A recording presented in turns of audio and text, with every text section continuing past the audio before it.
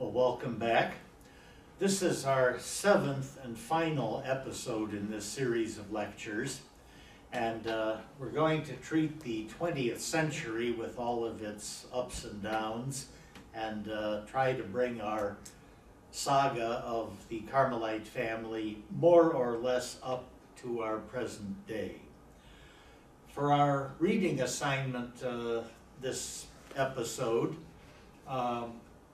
I'm hoping you're able to read these pages in Joachim Smet's mirror in part 5, chapters 12 through 15.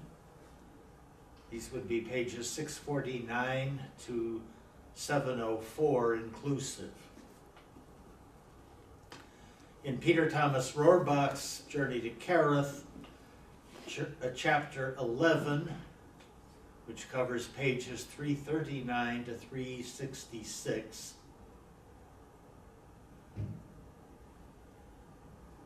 And then in my book, Desert Springs in the City, chapter 10, pages 157 to 174. There's really quite a lot of detail in there, although not nearly as much as has happened. And we're going to cover some things that haven't quite made it into the books just yet, but you'll see that when we get to them. Now, at the dawn of the 20th century, we have gone through a period where there were no general wars for almost a century. The wars that had existed were fairly short, fairly decisive in a brief amount of time, relative to what follows at least. And the results of several of those wars have been the creation of the state and the alliance system that we have before World War I. You'll notice that we now have a united Germany and a united Italy, as opposed to collections or federations of smaller states. The unified states are much more powerful, especially Germany. We still have the very large Austrian Empire, and in Eastern Europe we have the Russian Empire reaching into the status of a major factor. Russia is still relatively poor compared to the other states, but huge and blessed with all kinds of natural resources that are going to make it a major player in the future. Much of Western Europe, notably Britain, France, Belgium, Netherlands, these are wealthy, successful countries. All of these states are now industrialized and are competing on a world market for not only business but influence, in many cases colonies, notably in Asia and Africa. The colonial race for African colonies took place at the very end of the 19th century, only the last quarter of that period. But it happened rather quickly, and much of the colonization effort was done not so much for economic reasons, such as looking for markets or for natural resources, but largely with an eye toward prestige and national honor. For the African people, of course, this change was rather sudden and in many cases rather devastating when it came to the continuity of their centuries-old cultures. But it was fairly complete. When you look quite honestly at the map of Africa by 1900, there were only two countries that could be considered independent at all. One was Ethiopia, which was a largely Coptic Rite Christian state, an ancient kingdom, and then Liberia on the western coast of Africa. Liberia had been founded by former slaves from the United States and was not considered to be subject to colonization because of the continuing American influence there. But all of the rest of Africa, one way or another, was associated with a European colonial state.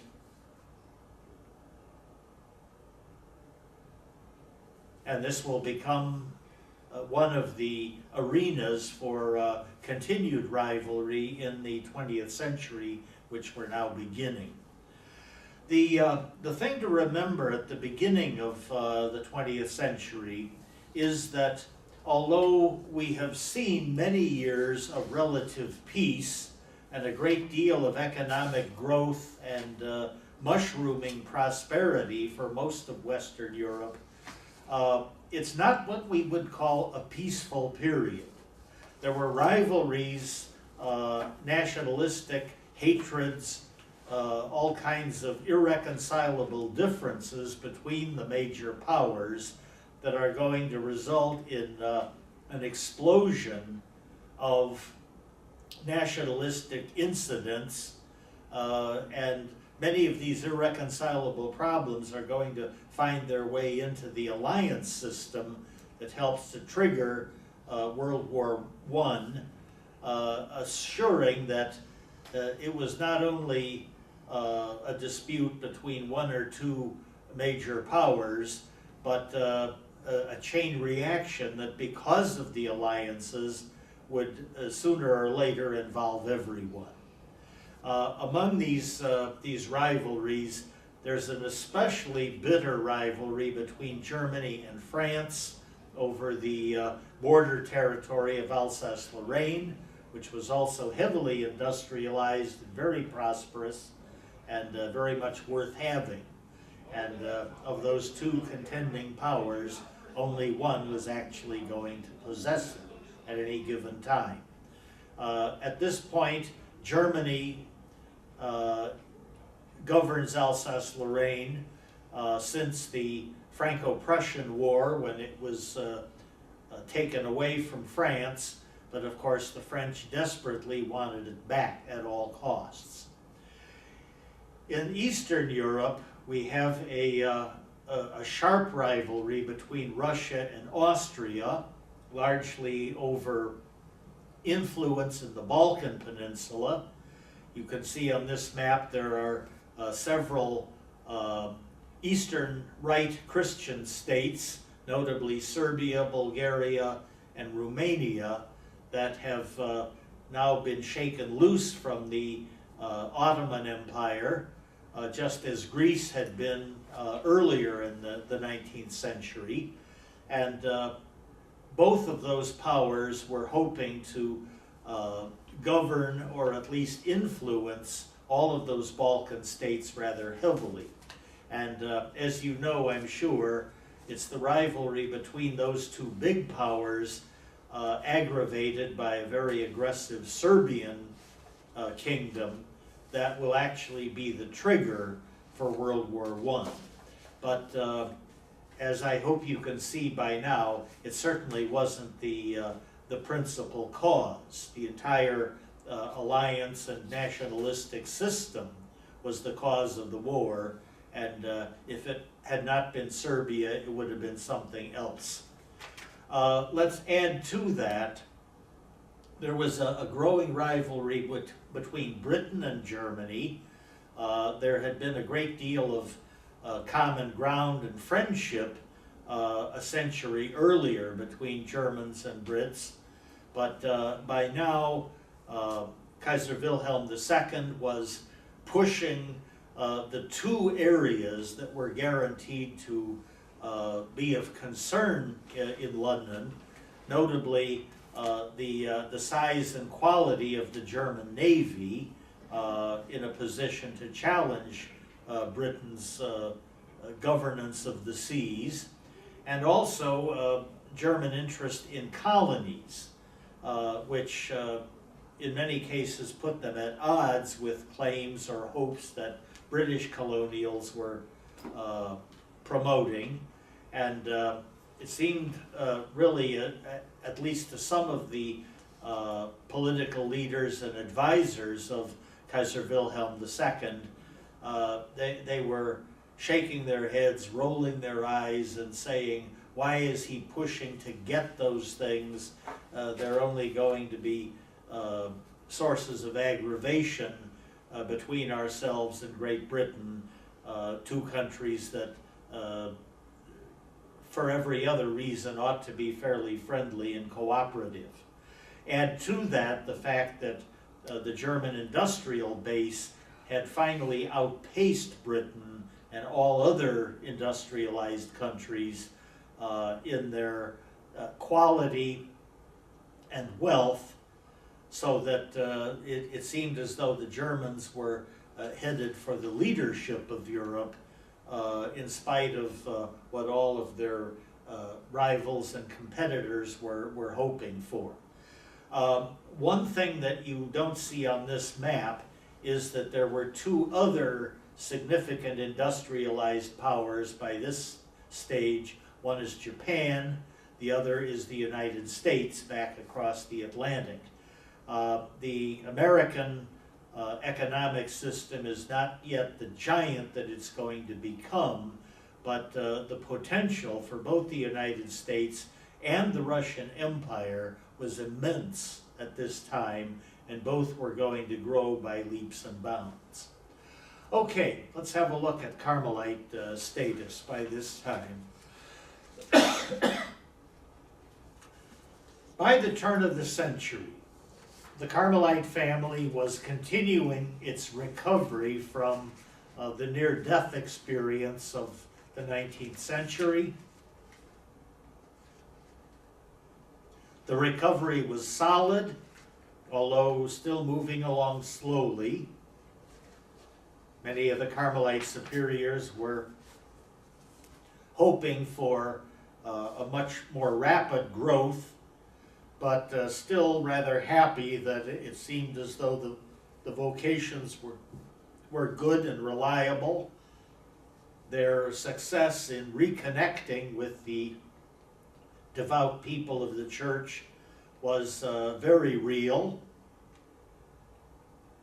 And so every year looked like a new opportunity for grace. It was also very positive that within the church there were a lot of people who were seeing Carmelite culture and prayerfulness as a great value.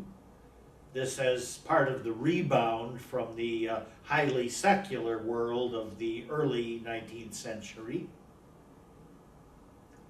Carmelite prayer and scholarship was getting new respect, and especially in those areas of the world which were now falling under colonial leadership, the religious orders, including the Carmelites, were going to be very eager to reach out as missionaries and try to help people in essentially Southern Asia and also Central Africa to embrace Christianity and take advantage of many of the economic and social advantages of the world outside of their own borders. So the mission areas are going to be a source of great interest for both branches of the Carmelite family. And finally, there's going to be a revival of interest in scholarship and study. The mere survival stage has now come to an end. It's obvious that the Carmelites will indeed be around for the next century, and so trying to reassemble libraries and archives, trying to send students on for advanced studies in spirituality and Carmelite history. It's becoming a more important factor, and although the order has been rather badly wounded by all of the damage of the secularizations, they are now largely free to be able to function. One example of the missionary world is this particular individual, Kyriakos Elias Chavara.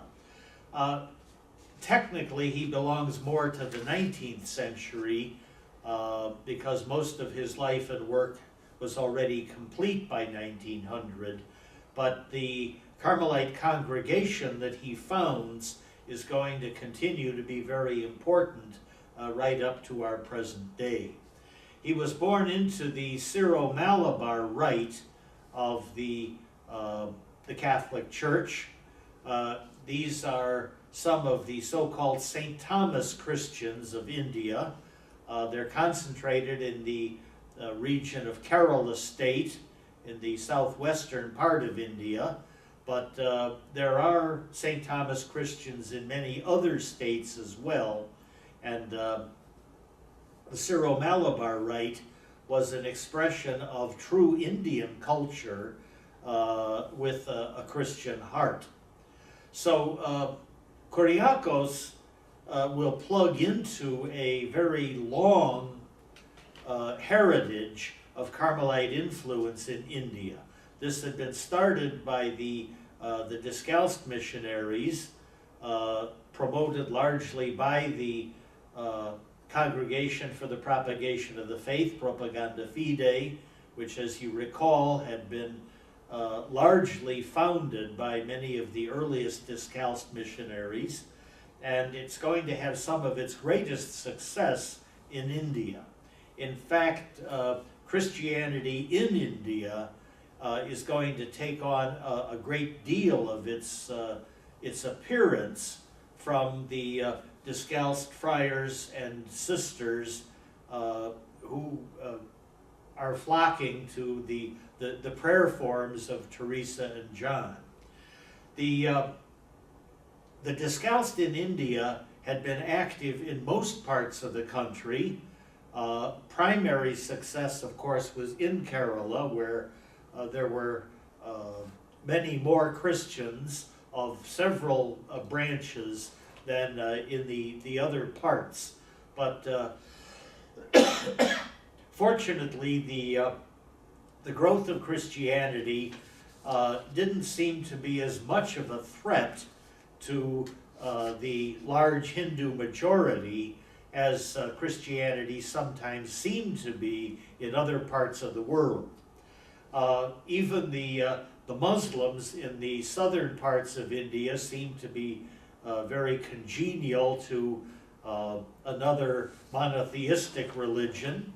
Many of the Muslims who continued to have some rivalry with the Hindus at least looked upon the Indian Christians as sharing their unshakable belief in one God as something that was a very friendly companion religion. Kyriakos was a very energetic individual. He was ordained for the diocesan priesthood, but found his way to the Carmelites as a source of spirituality and a kind of organizing principle for many of his own personal ministries. Since he was in the culture of India, he saw some of the most basic needs of the people in the south of India and the rest of the country, needing all kinds of social reform and, above all, evangelization. He needed to preach the gospel of the Christian church to people who were open and hungry for Christianity, but no one had ever actually told them the stories of Jesus and opened the Bible to their own very ready faith. So in several stages, he's going to found both a congregation for men and later a similar one for women based on the Carmelite model. His Carmelites of Mary Immaculate, the CMI congregation, picked up this ministry and this spirituality, and today they are several thousand in number and working in many parts of the world. But of course, the missions at home are still a primary focus of theirs. Kyriakos saw the need for good schools in all parts of India as one way of promoting Christianity and lifting up the more downtrodden of the working classes. He, for example, coined the idea of not only opening schools for children, but providing them with free meals while they were at school at no charge to themselves.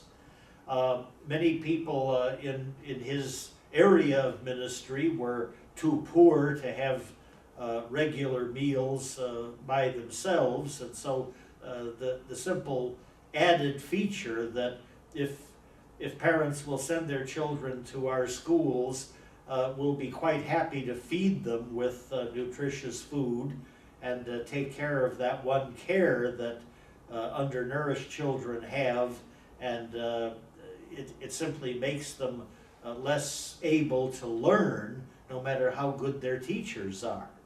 So with well-fed children and kindness, good pedagogical methods for the schools, Kyriakos is going to eventually make Kerala one of the best educated of all of the Indian states, which it continues to be today. And the ministry to children is a very good vehicle for making friends, even if those friends do not decide to accept baptism.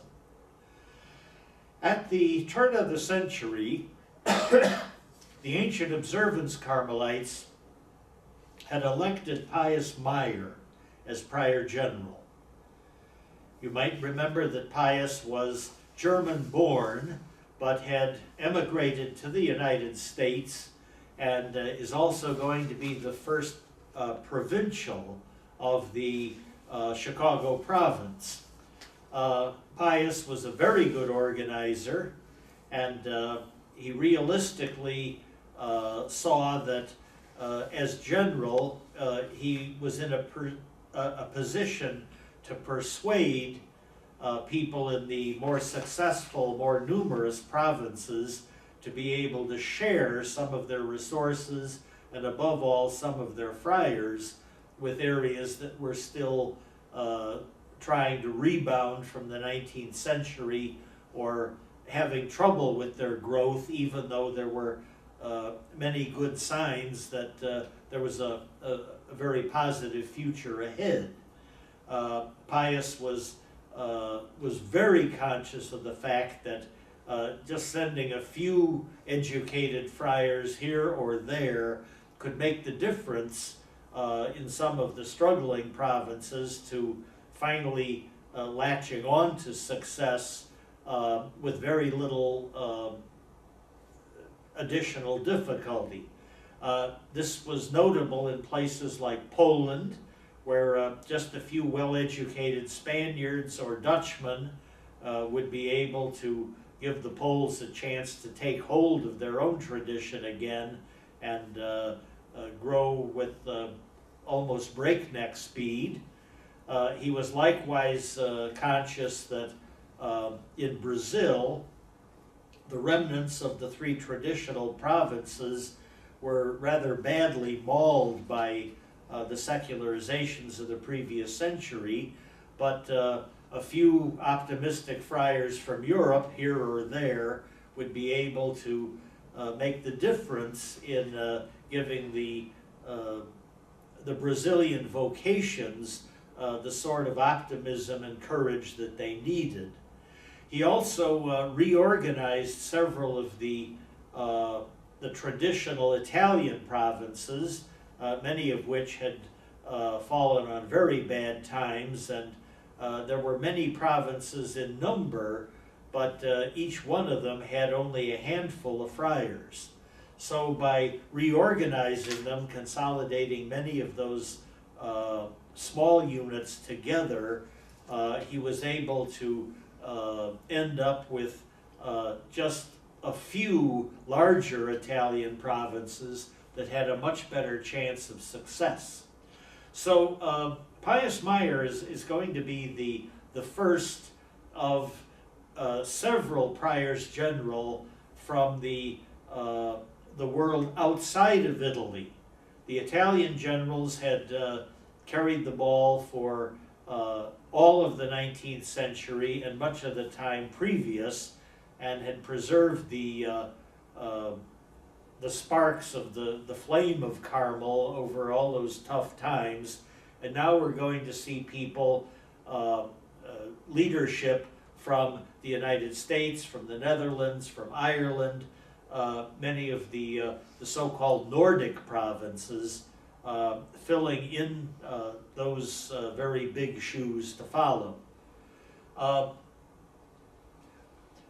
Pius Meyer, of course, is also going to have the misfortune of being general at the time of World War I. The war, fortunately, did not badly damage the Carmelite world, because most of the fighting took place in areas where we had few, if any, houses. The one exception was Poland.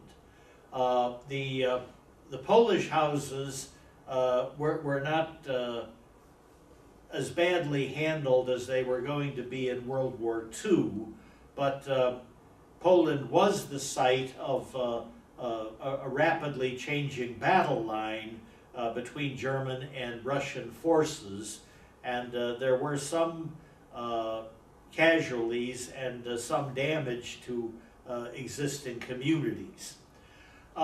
Many of the belligerent powers, notably France, Italy, Austria, and Germany, conscripted soldiers from wherever they could get them, especially later in the war when the casualty rates were bleeding them dry of able-bodied men.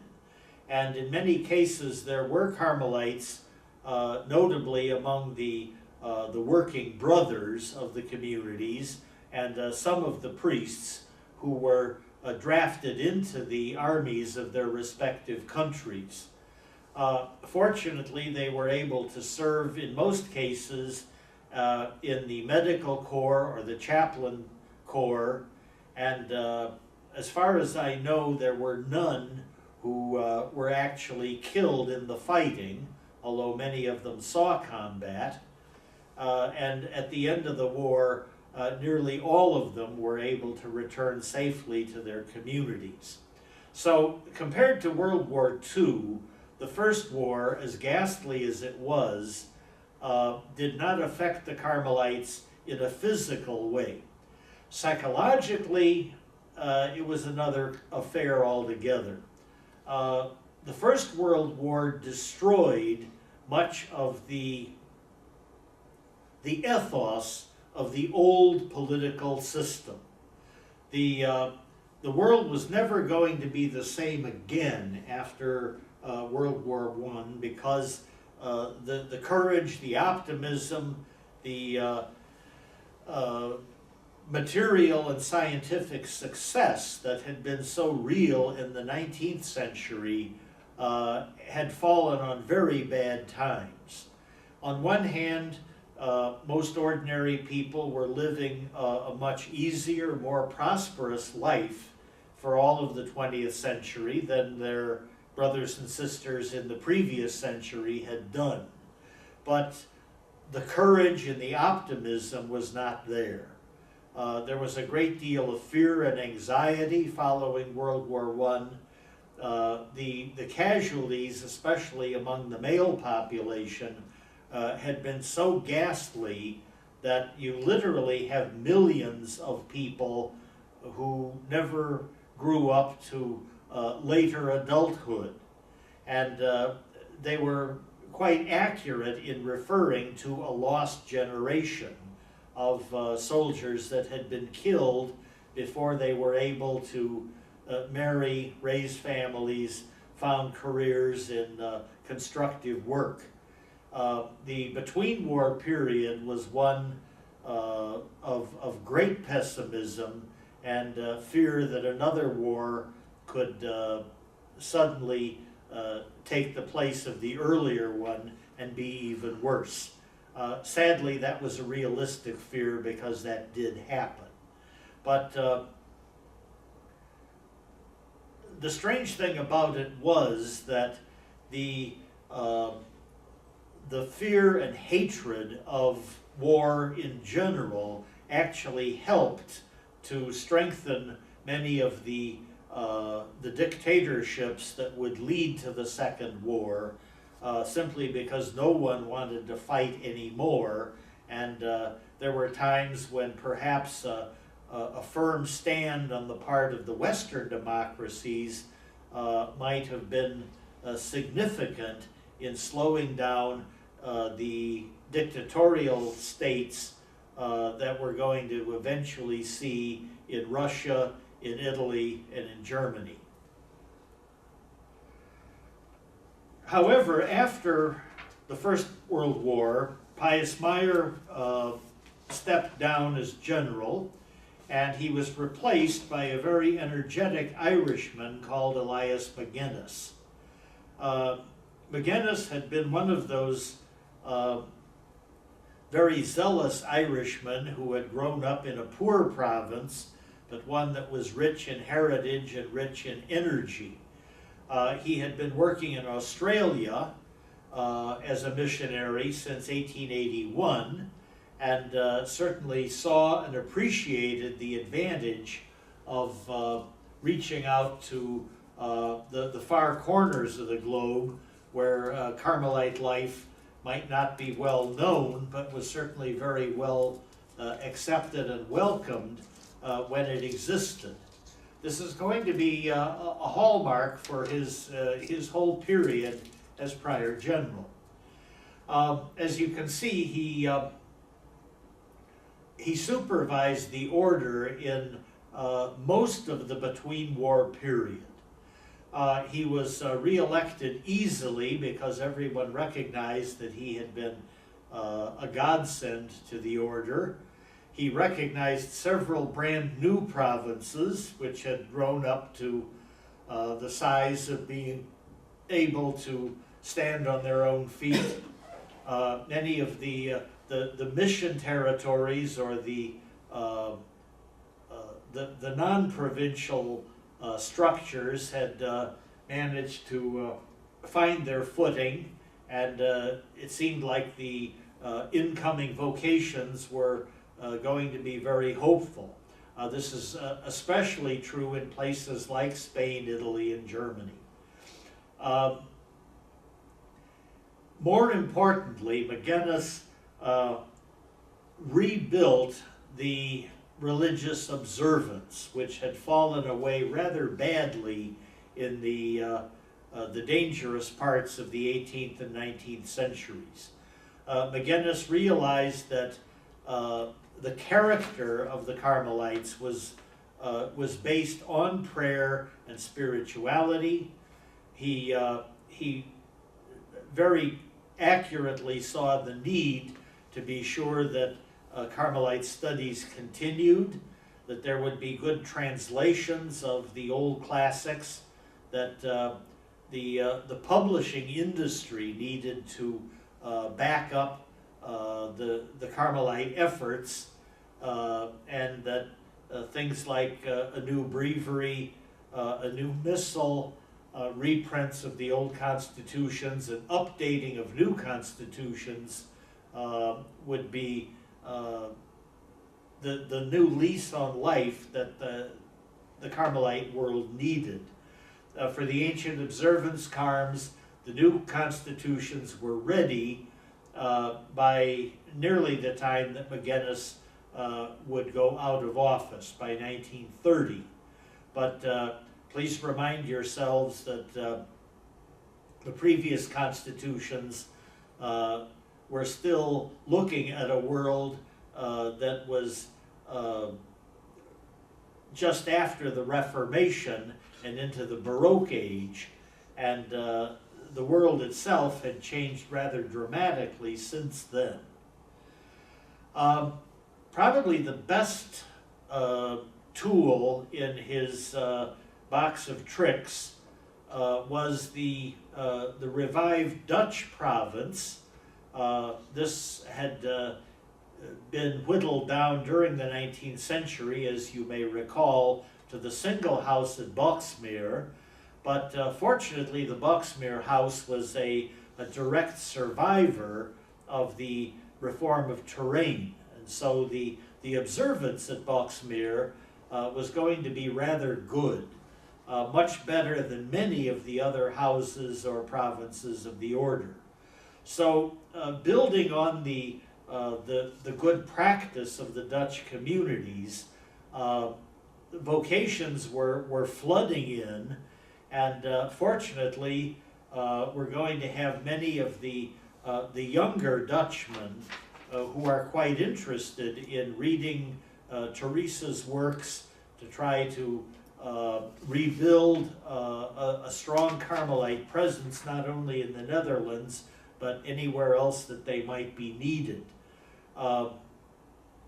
We're talking about people like Titus Brandsma, of course, but the Driessen brothers and several other young Dutch Carmelites who were very much interested in learning about the past heritage of the order, and many of them supporting one another and encouraging a great deal of translation, publishing, study, teaching, and learning on the part of the young Dutch vocations.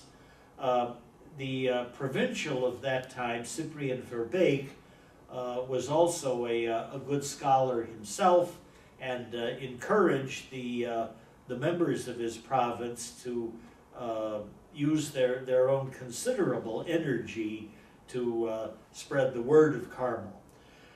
Prior General McGuinness was fortunate to be able to send some of those zealous Dutchmen to the Rio province in Brazil.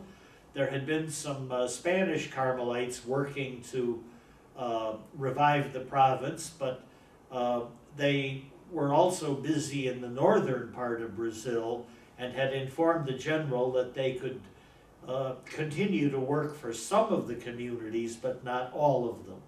So at that point, McGuinness shifted the responsibility for the Rio province to the Dutch, and they were able to send an amazing number of young Dutch Carmelites, including some who were still only students in formation, who were young enough and adaptable enough to adapt themselves quickly to Brazilian life, and grew up largely thinking of themselves as Brazilians, speaking good Portuguese, understanding the culture of the place, and providing a very good basis for that revival.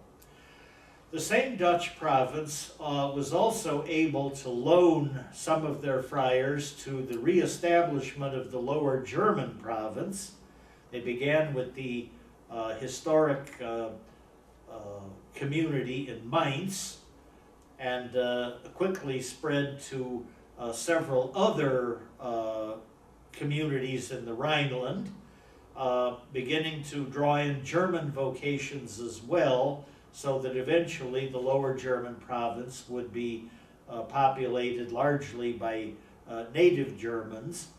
But there were also decent numbers of Dutch friars who were on loan to places like the reviving English province, helping the Irish with that effort, and some also continuing to go to the United States to work at the two growing American provinces and contributing their own knowledge and good religious practice. But probably the real gem, especially when we consider the future, is going to be the mission in Java, the primary island of what was at that time the Dutch East Indies colony.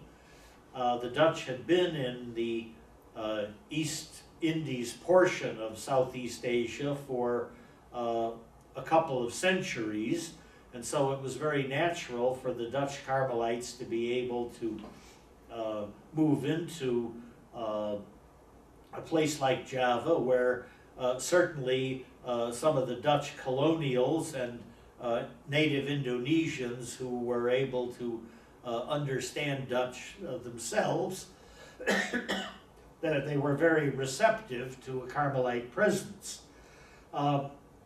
Fortunately, they also were able to very quickly adapt themselves to the culture of Java to such a degree that within a few decades they had made a very strong presence in the eastern part of Java, notably the city of Malang in eastern Java, which became the center of a rapid growing mission effort.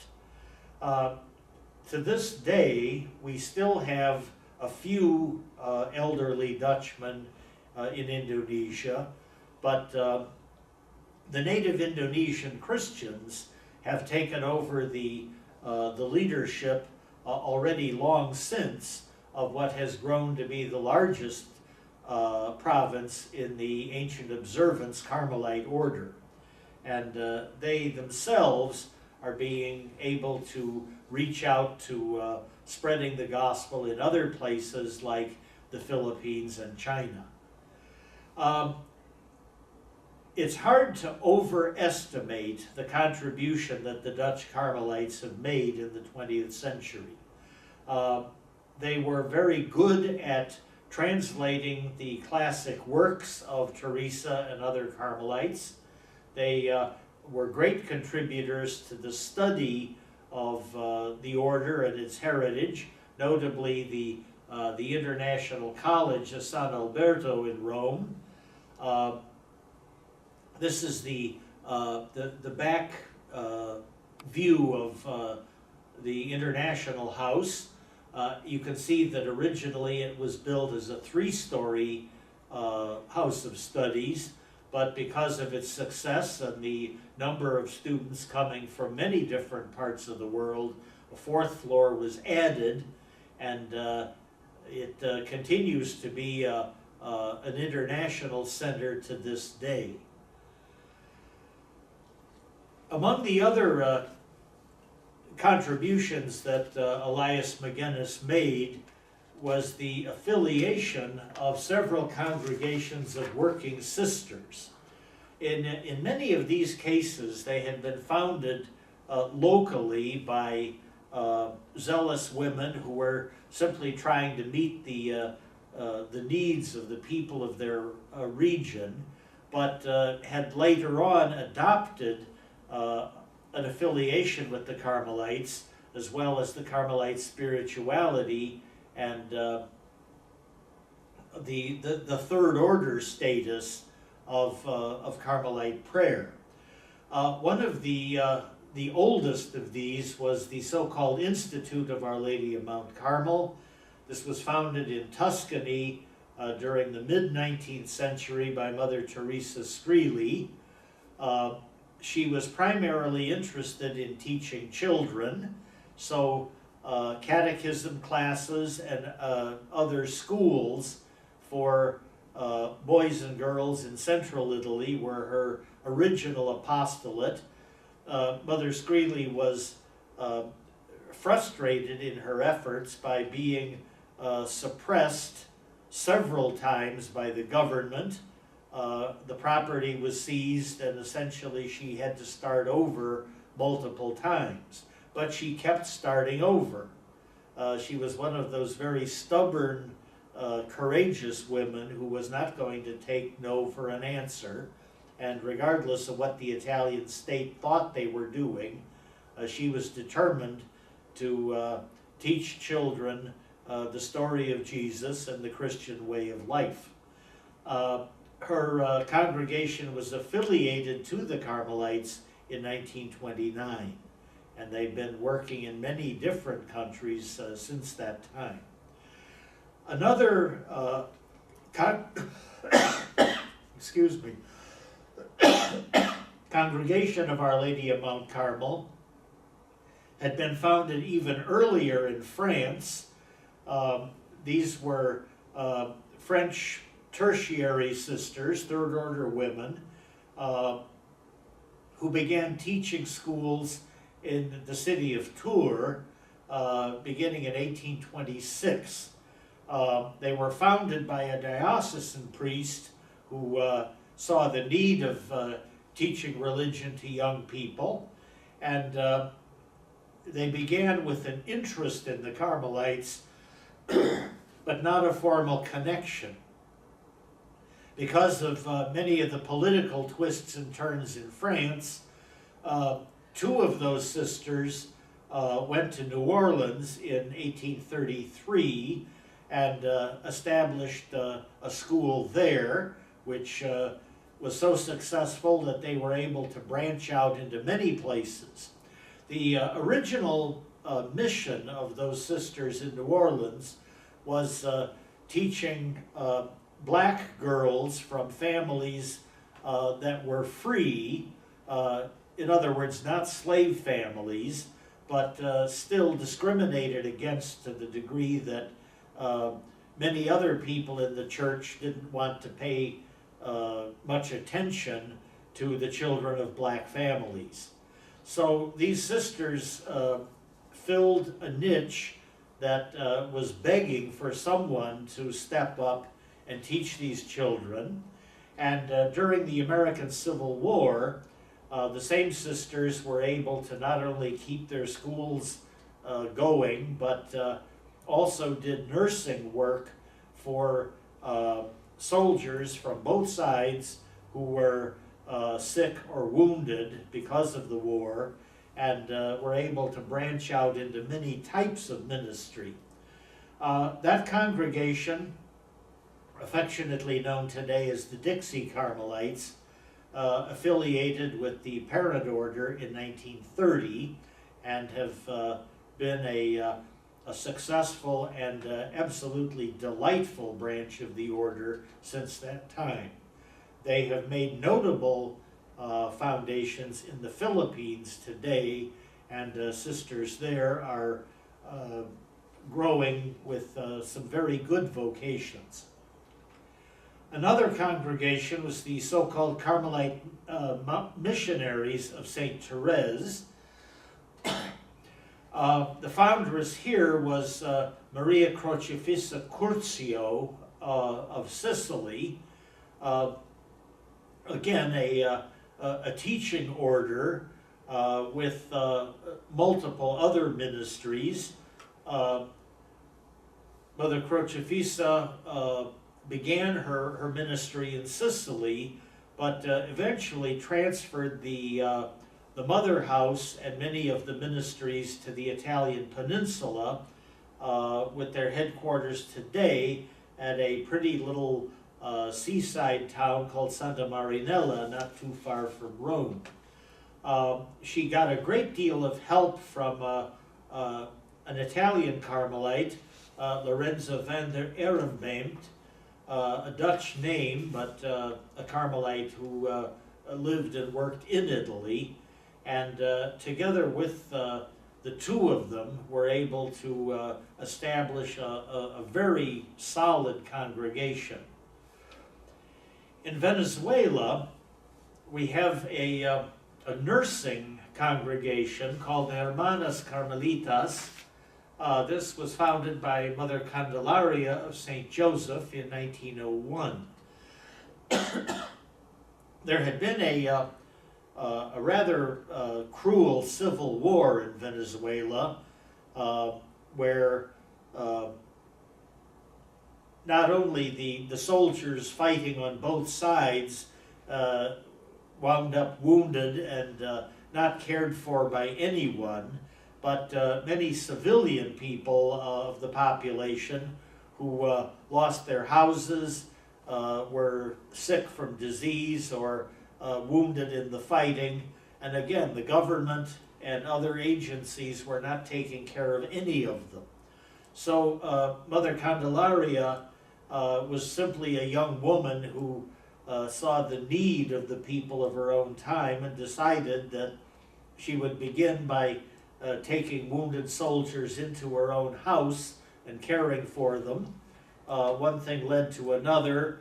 Some of her friends decided they were going to help her efforts, and they were suddenly taking care of many more people and learning nursing skills by doing. And when the war ended, there was still a need for health care and hospital ministry, but no one filling the gap. So Mother Candelaria put together a religious federation of like-minded women. They met with some of the Spanish Carmelites who were working at founding mission stations in Venezuela and Colombia at the time. And the friendship and the connection with Carmelite spirituality stayed with Mother Candelaria until 1925, when she made a formal affiliation with the parent order. You may have also heard of the Corpus Christi Carmelites. This was a congregation that was founded in England, but again moved its mother house and focus of operation to the island of Trinidad, where they continue to be a very important factor today.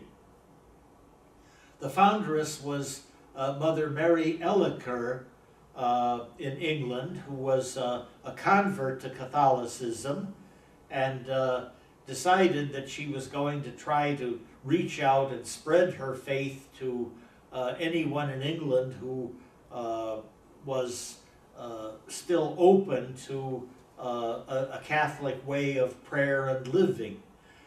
She had several very imaginative ministries, including mobile chapels, which she would load onto the back of trucks and drive to various parts of England where there were no functioning Catholic churches, simply open up the back of the truck and have everything necessary for an altar and all of the altar furnishings and vestments for a priest to come and offer Mass for people coming in from the countryside. Mother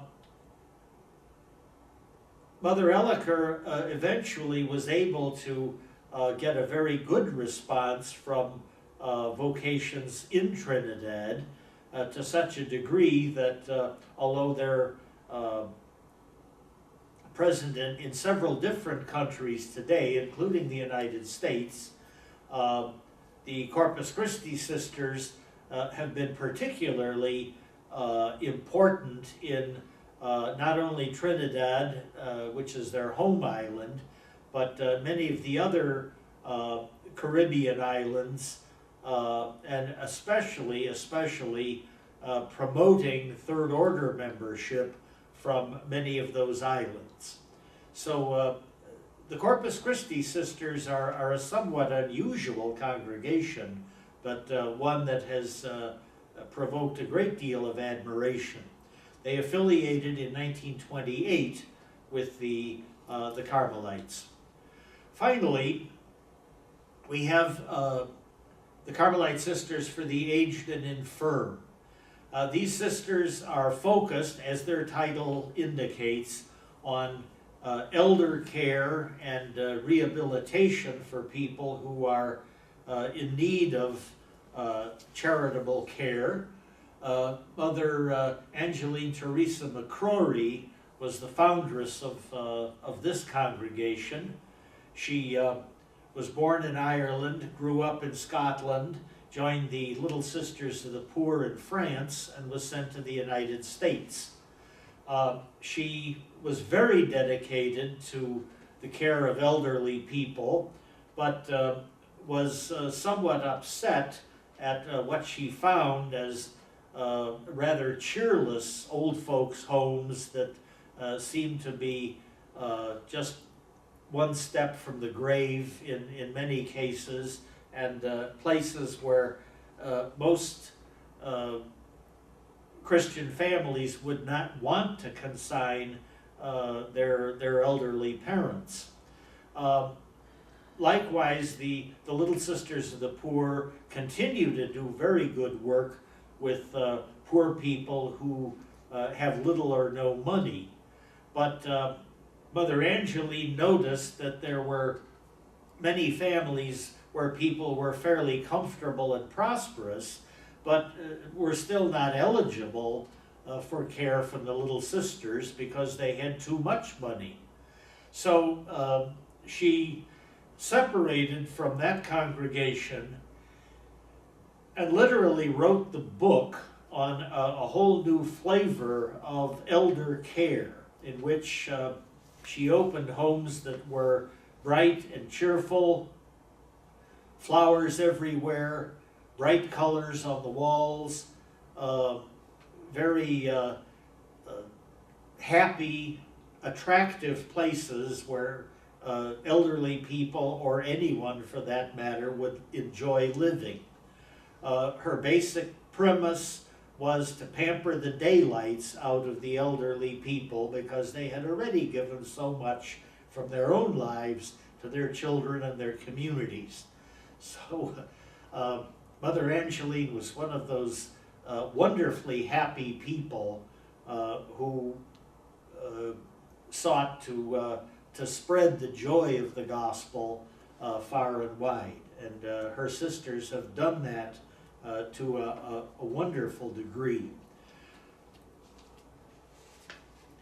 Now, just going back somewhat, during the early part of the 20th century, you recall that there was a Marxist revolution in Russia during World War I. This was the Red Revolution in 1917, led by Lenin, Trotsky, and Stalin. They overthrew the ramshackle government of the Tsars, the Russian monarchy, and turned Russia into the first Marxist state. They did this by collectivizing the banks, the factories, the means of production, everything that made society go. They collectivized farms and essentially instituted the thinking of Karl Marx in one of the less developed areas of Eastern Europe. Now, at the end of the war, one of the ongoing fears of the other countries of Europe was that the Marxist revolution would spread, because Lenin and especially Trotsky were very eager to spread the communist gospel to other industrialized countries. So in many of those states that had great problems of their own, there was a harsh backlash against the possibilities of a Marxist revolution. In the states that I'm listing here, there were fairly powerful fascist movements that were based on a fear of communism, and in many cases a fear of even moderate organized labor movements. labor unions or non-Marxist socialist or social democrat parties. For many of the most fearful people in those countries, it seemed as though there was going to be a danger that any strong labor movement might become communist. And so that was the core of the thinking that caused many fascist parties to evolve. We're talking about Italy, which was the first fascist state led by Benito Mussolini in the very early 1920s. A similar movement in Spain, which will almost come to power, but not quite. A later movement in Germany, the Nazi Party, led by Adolf Hitler, which comes to power in 1933. And similar movements in countries like Hungary, Romania, France. We can add Belgium, the Netherlands, Ireland, Britain, countries where you don't normally think of fascism as being terribly powerful. But in those countries, there were extremist thinkers trying to attract attention, leadership, membership, and influence in the various parliaments of their countries.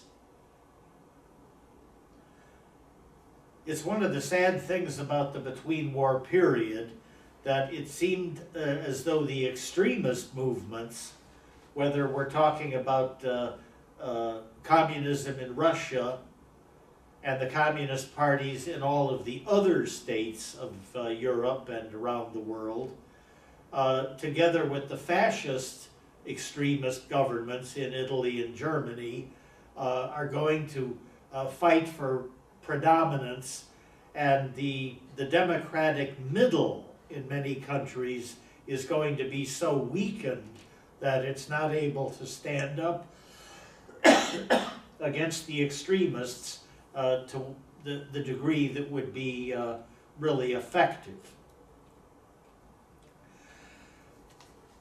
Now, at the time that the fascist movements were reaching their high point, we have a change of leadership in the ancient observance Carmelites. This will be the election of Hilary Oswald, another from the Chicago province, although he was European-born in Switzerland.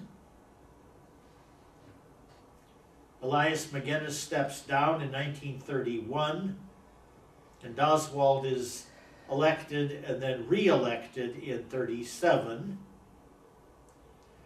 He had a longer than usual second term because the war itself had prevented any kind of chapter that would have replaced him. Oswald was good at trying to hold the order together during the fascist period and the war, but was not able to move ahead to the degree that his predecessors had done. It's interesting that at a time that Pope Pius XII felt himself very much under siege because the Vatican State, although it had become legal and recognized internationally after the Lateran Treaty of 1929, Pius knew that he had a legal postage stamp of territory to stand on, but it was completely surrounded by fascist Italy, which was not always friendly to the church. And when the war began, eventually German troops were also going to be a powerful factor in Italy before the end of the war, and Pius was realistically afraid that the Vatican City might be occupied by fascist troops from either Italy or Germany. So he was hoping that the cardinals, the members of the curia, and the generals of the religious orders would remain in Rome and essentially cluster around the Pope as a very solid block of Catholic solidarity. Hilary d'Oswald, for reasons that are still uncertain, decided not to follow that pattern, and perhaps because of his own status as a German-speaking American, he went to Washington and spent most of the war there at the House of Studies in a kind of self-imposed exile. Pope Pius was not happy about that, but at least d'Oswald was able to govern the order with more of a free hand, without any government interference from the United States. Now, during d'Oswald's period as general, one of the most awful things that happened to the Spanish province was the vicious civil war. This is the result of a sharp polarization of Spanish society. Once again, the extremists within the government process and the political parties, the extremists were much stronger than the moderate center. You have some very left-wing parties and leaders among Marxists, anarchists, and some of the more extreme socialists who supported the Republican rebel government. And you have equally zealous and bigoted clericals, backed largely by the army and big landowners, who were the so-called nationalists fighting against the left-wing government. The polarization between these two sides was so extreme that once the fighting began between the two factions, many of the moderate people who were favoring one side or another became radicalized themselves, in many cases without realizing it. And the end result was going to be the wholesale devastation of most parts of Spain. General Franco, who led the nationalists and the main part of the Spanish army, was finally able to win in all parts of the country by 1939.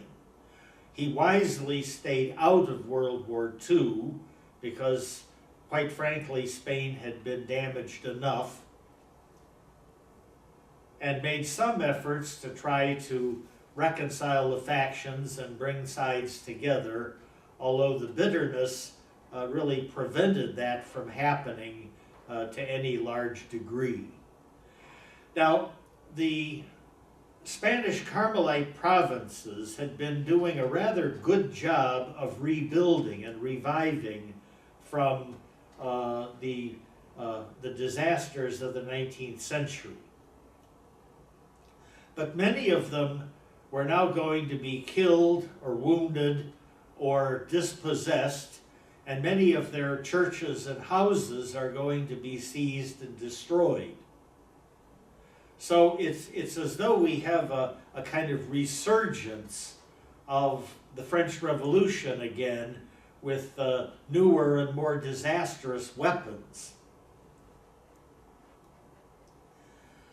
As you can see from this map, for much of the period of the Civil War, the government forces, the so-called Republicans or the Loyalists, shaded in red on this map, occupied about half of the country, including the primary cities of Madrid and Barcelona, whereas the army, the nationalists, had occupied much of the south and the central areas. From the Carmelites' point of view, that means the Andalusian and Castilian regions are going to be under the control of the army, which is more friendly to the Catholic Church and the religious orders. But the other portions of Spain, notably central Castile, as well as Catalonia and Aragon, together with the Basque territories, will continue to be under the control of the government forces, which in many cases included some of the most extreme anarchist and Marxist anti-clericals who knew that they did not represent the majority of the Spanish people, but they were convinced that they needed to take advantage of whatever opportunities they had to try to decapitate the leadership of the Spanish Church. So it's especially in the Catalonian area and the Basque country where you have ethnic minorities who were on the outs with the army and General Franco, and also areas that were long time occupied by the anti-clerical forces. These are the areas where you're going to have more casualties among the Carmelite men and women religious.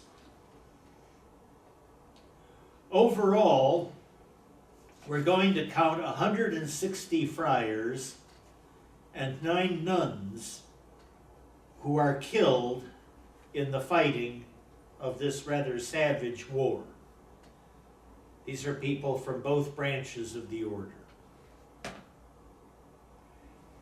In many cases, entire communities were wiped out. In Catalonia, for example, the student house near Barcelona, with all of its young novices and postulants, was massacred 100%. In the city of Toledo, the Discalced friars were taken outside the wall of their own church and machine-gunned. There were many others who were identified by hostile neighbors, and as they were trying to escape to safer territory, some were apprehended and killed piecemeal. Others were able to elude capture and find their way to safety. There's one rather inspiring story about a Discalced community of nuns who were arrested by Marxist militia and put in a truck to be taken to Madrid for execution. But the nuns recalled the example of their sisters from the French Revolution, the martyrs of Compiègne, who were being executed as a public spectacle, and spent the time as their truck was rumbling along the roads, singing hymns and celebrating that they might be chosen for martyrdom, to such a degree that the militiamen, when they arrived in Madrid, were so unhinged by the nuns' courage that they simply dropped the tailgate of the truck and told them, "Go away." So they were not in fact killed. But there's no way of hiding the fact that this was a disastrous setback to some of the provinces that had been most successful in reviving their zeal and their ministry. By this time, the wheels were already set in motion for World War II. Sadly, Spain had been a kind of testing ground for some of the weapons that were going to be used in the Second War. The government forces, the so-called loyalists, were getting a great deal of military aid from Soviet Russia, together with many volunteers from France, from England, from the United States and other democratic countries, whereas General Franco's forces were getting a great deal of military hardware and some volunteer forces from fascist Italy, where Mussolini sent entire divisions of the Italian army to fight alongside of General Franco, and more significantly from a small group sent by Nazi Germany as an Air Force contingent, the so-called Condor Legion. These were German pilots and mechanics with a small number of modern warplanes that were sent to Spain to essentially test out bombing tactics and abilities of more modern weapons, including tanks, to see what they could do with the better technology than either planes or tanks had had in World War I. So Hitler and his high command were using the Spanish Civil War as a testing ground to see what worked and what didn't. For example, Hitler ordered his pilots to find out if, for example, they could wipe out a complete village with nothing except aerial bombing. And sadly, they discovered, yes, we can do that. And it was done frequently in the war that follows. On this map, you see the growth of fascist power in Europe, not including actual fighting. This is the situation before the first shots are actually exchanged. Hitler has managed to annex Austria and Czechoslovakia, to reoccupy the Rhineland demilitarized zone, managed to encourage the Italians to annex Albania, and the Italian forces of Mussolini had also by this time invaded Ethiopia, the only truly independent state remaining in Africa, and over the period of about a 2-year war, completely conquered and occupied Ethiopia from the 2 Italian colonies of Eritrea and Somalia. You see that in the lower left inset map there. So by the time the war breaks out in September of 1939, we're going to have a devastated Spain and a gradually recovering Europe that are now again plunged into non-stop total warfare. The original episode of the war was Hitler's invasion of Poland, and Poland is quickly supported by the French and the British forces, who unfortunately are not able to intervene effectively to save the Poles from a very rapid occupation.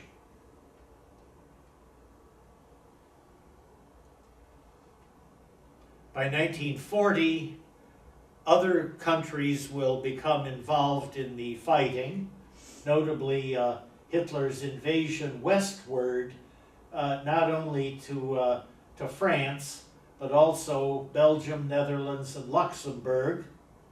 Mussolini adds his own Italian forces to the war on the German side, and by the time Hitler is able to occupy most of France and the Low Countries, The war has also spread to bombing campaigns over the British Isles, and an eventual invasion of Russia by German forces. By 1941, most of Europe is at war on one side or another.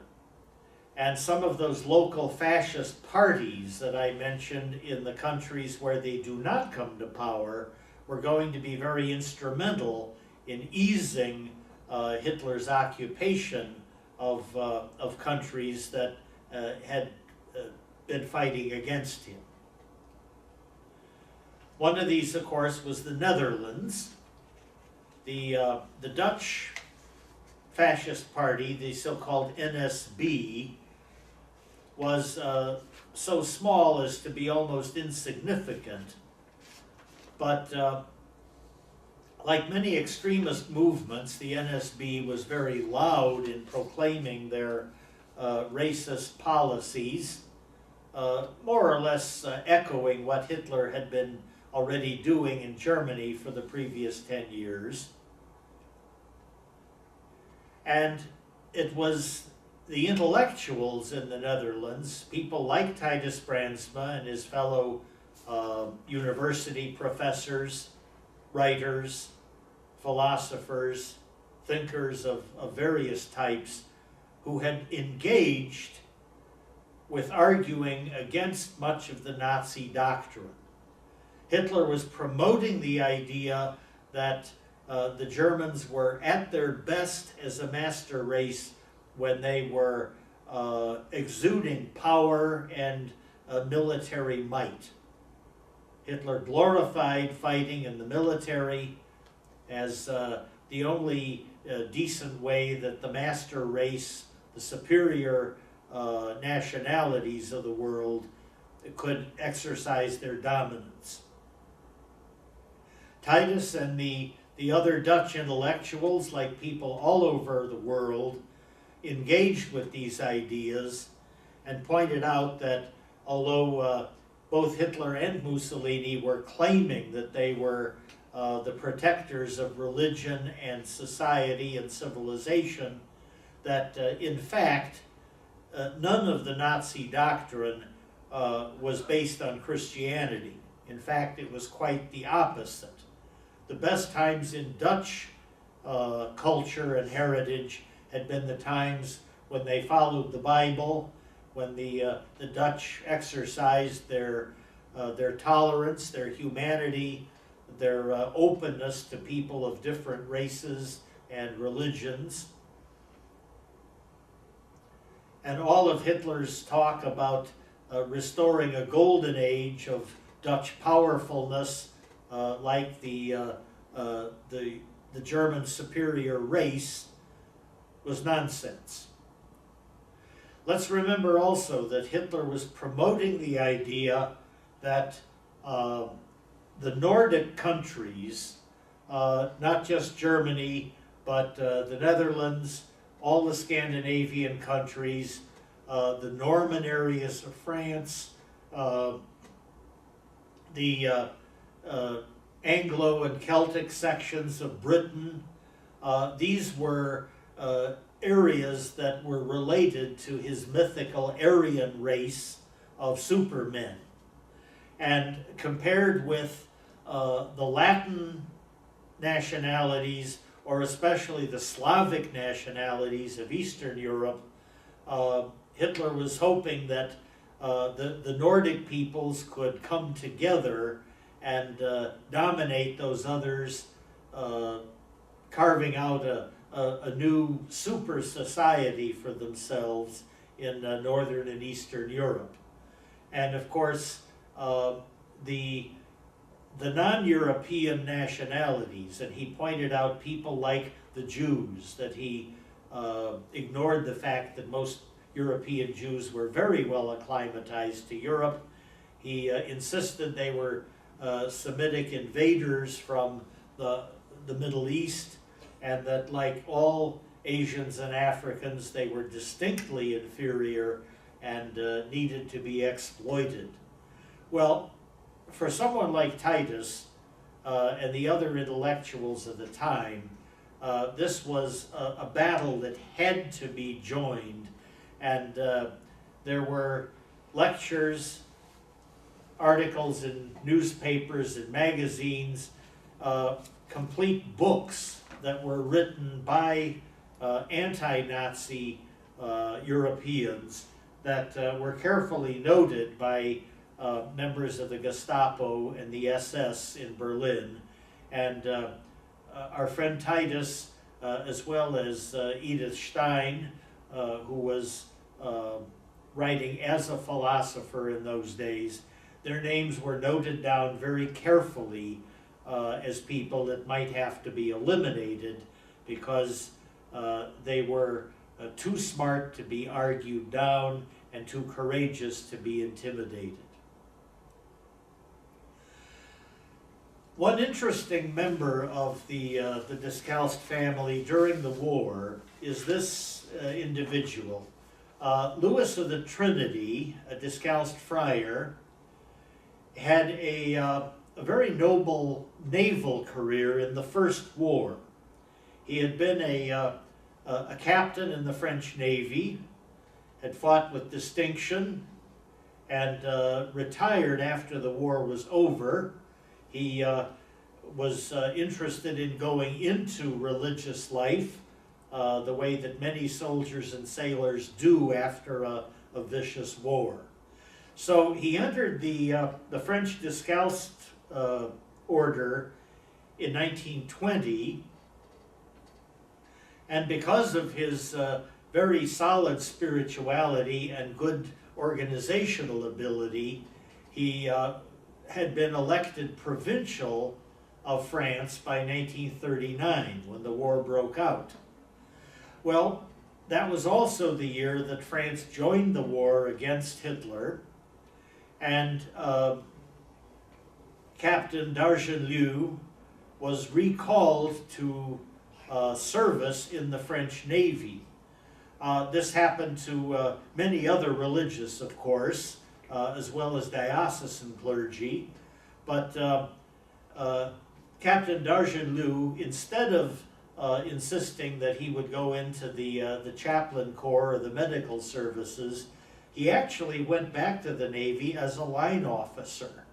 So as a member of the fighting branch of the Navy, he was in a somewhat unusual position. He was the commandant of the Cherbourg port facilities and warehouse for the French Navy at the time the Germans captured it.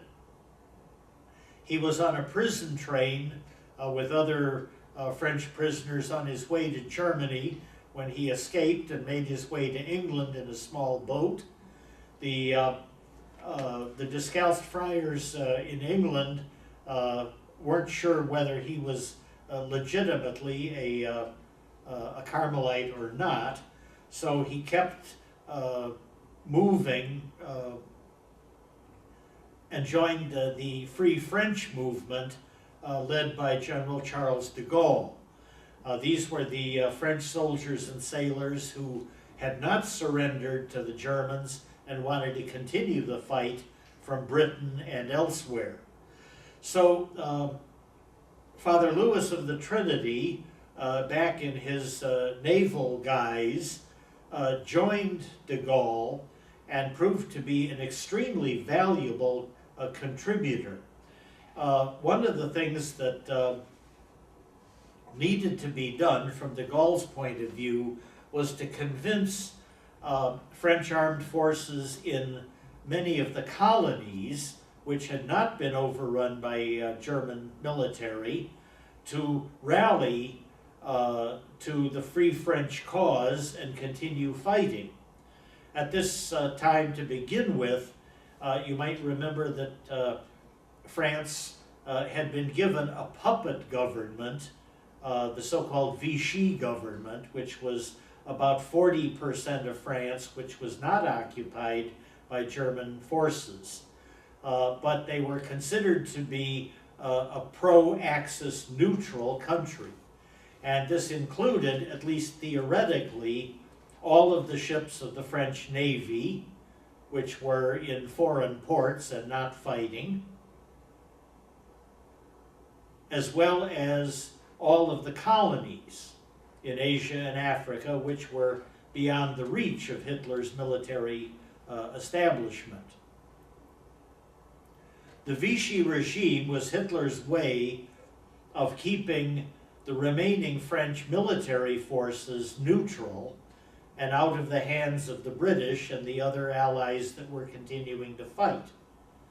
Well, de Gaulle was hoping that some of those ships, some of those colonies would change sides and join him in trying to liberate France.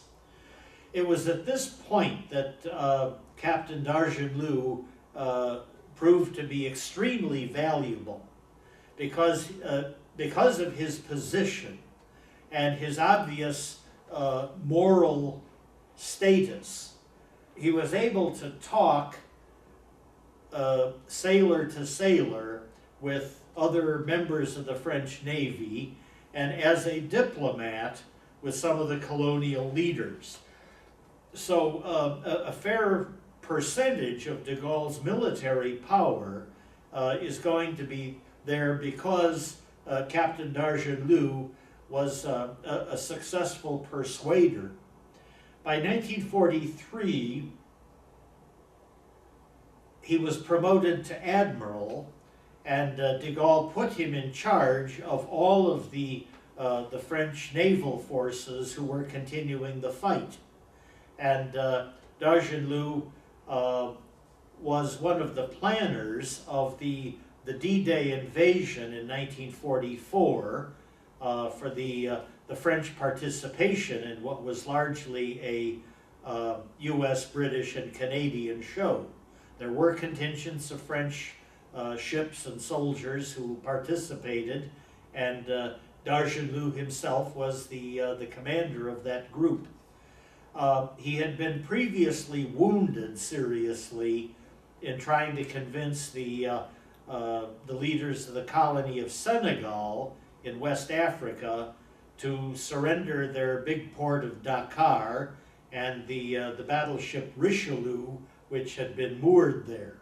Well, he tried his best, but when his boat was on the way into the harbor, he realized that they were about to be fired upon, and he was wounded before he was able to get back to the British ship that had been carrying him. At the end of the war, when de Gaulle was marching triumphantly down the Champs-Élysées, Admiral d'Argenlou was right next to him, accepting the cheers of the people of liberated France. Well, at that point, he really wanted to go back to his monastery, but de Gaulle prevailed on him for one last job and made him the Governor General of French Indochina. At the end of the war, that was a series of French colonies, notably Vietnam, Laos, and Cambodia, that had been occupied by the Japanese, and at this point they were now handing over leadership to Chinese nationalist troops who were acting on behalf of the French, but d'Argenlou was sent there to reassert a French presence. And ironically, he began a series of rather small military actions against some of the Vietnamese communists, led at that time by Ho Chi Minh. Within a year, he concluded that there was no successful way that he was going to beat the Vietnamese communists, and so he again asked de Gaulle to relieve him of that command, and he returned to his monastery by 1947. It was unfortunate for him that so much of his time as a Carmelite was spent fighting rather than praying. So he like Nuno Alvarez Pereira in previous centuries, managed to hang up his sword and try very hard to disappear from the public view so that he could go back to just being a good friar, which he had always been. But he was so much more besides that. Interesting career. Now, during this period of the actual war, the Carmelites on the continent of Europe are going to suffer very severely.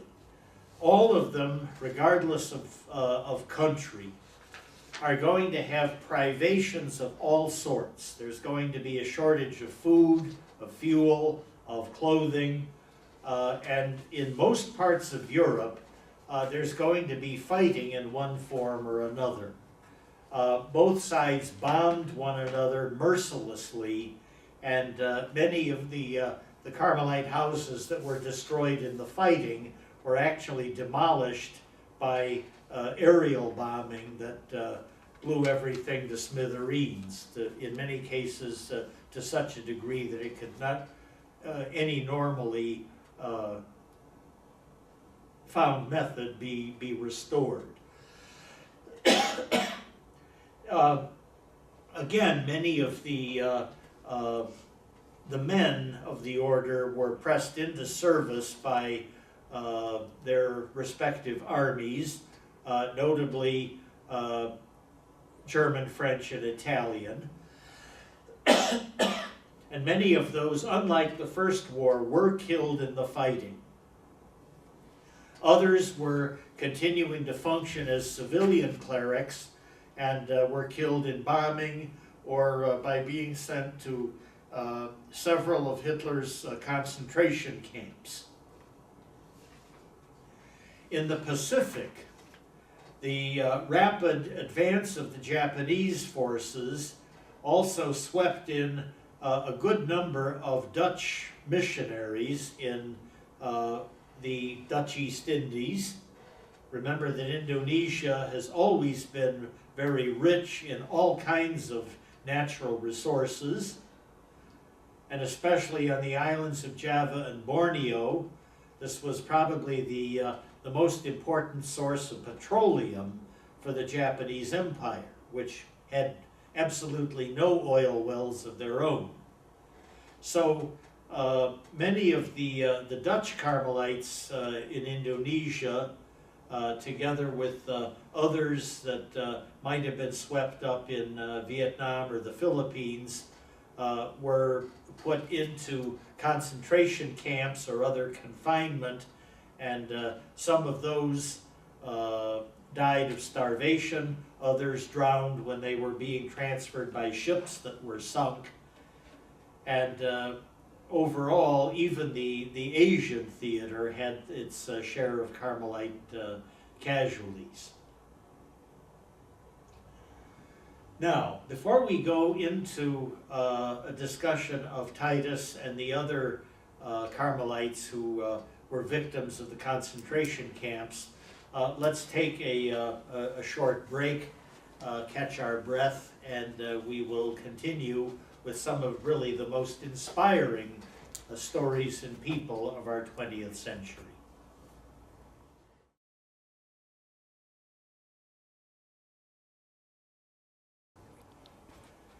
Well, here we are again. Welcome back.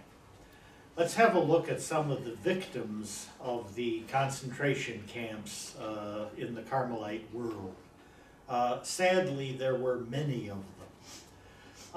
One of the best known is Titus Brandsma, by origin a Frisian from the far northern part of the Netherlands. He was a young man joining the Carmelites, but somewhat uncertain because of very poor health. The Franciscans had already sent him home because they didn't think that he was going to be healthy enough. But although he spent most of his life ailing with kidney infections or respiratory troubles, various ailments, he always seemed to be strong enough and definitely brilliant enough to function as a very successful Carmelite. He majored in philosophy in his studies and wound up being a philosophy teacher in the formation program of his province. But he also promoted Marian piety, ecumenism, and very much a broad-minded version of Frisian and Dutch culture and history. Titus was one of these people who seemed to be into everything of interest. He was going off in all directions at once, or so it seemed. People wondered how he was able to get everything that he committed himself to finished, but he certainly was very interested in making a very good attempt, and he was remarkably successful. In his working years, he always worked very hard to prepare classes, and yet he never was one of those remote professors at the head of a classroom who had nothing to do with the students and the seats.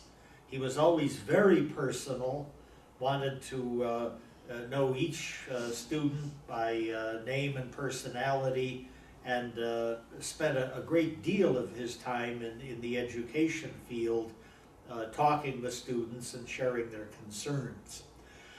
I mentioned earlier that he really loved Carmelite heritage.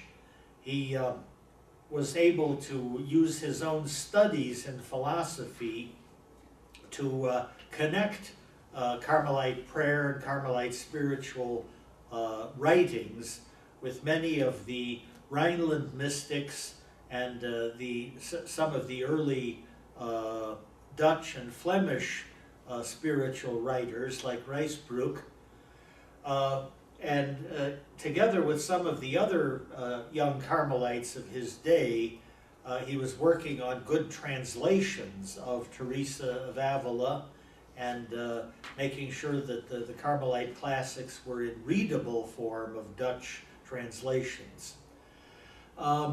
I mentioned earlier that he also, as a philosopher, was a natural to lock horns with Nazi propaganda and much of the very loud but very illogical name-calling and scapegoating that sadly poisoned the Dutch and German publications of his time. You see him here as the rector of the Catholic University of Nijmegen.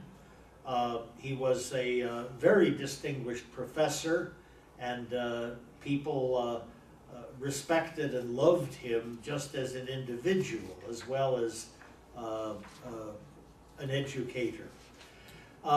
He was successful enough to have refuted many of the arguments of the NSB, the Dutch Nazi Party, that the Dutch bishops, especially Archbishop de Jong, sought his advice as a kind of liaison between the bishops and the Catholic press.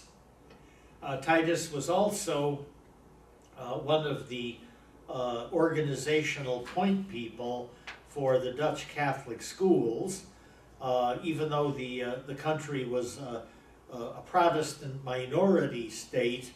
The Dutch Catholics were totally free to act in their own ministries, and if you count just the people who actually went to church on a given weekend, there were probably more Catholic churchgoers than Protestants.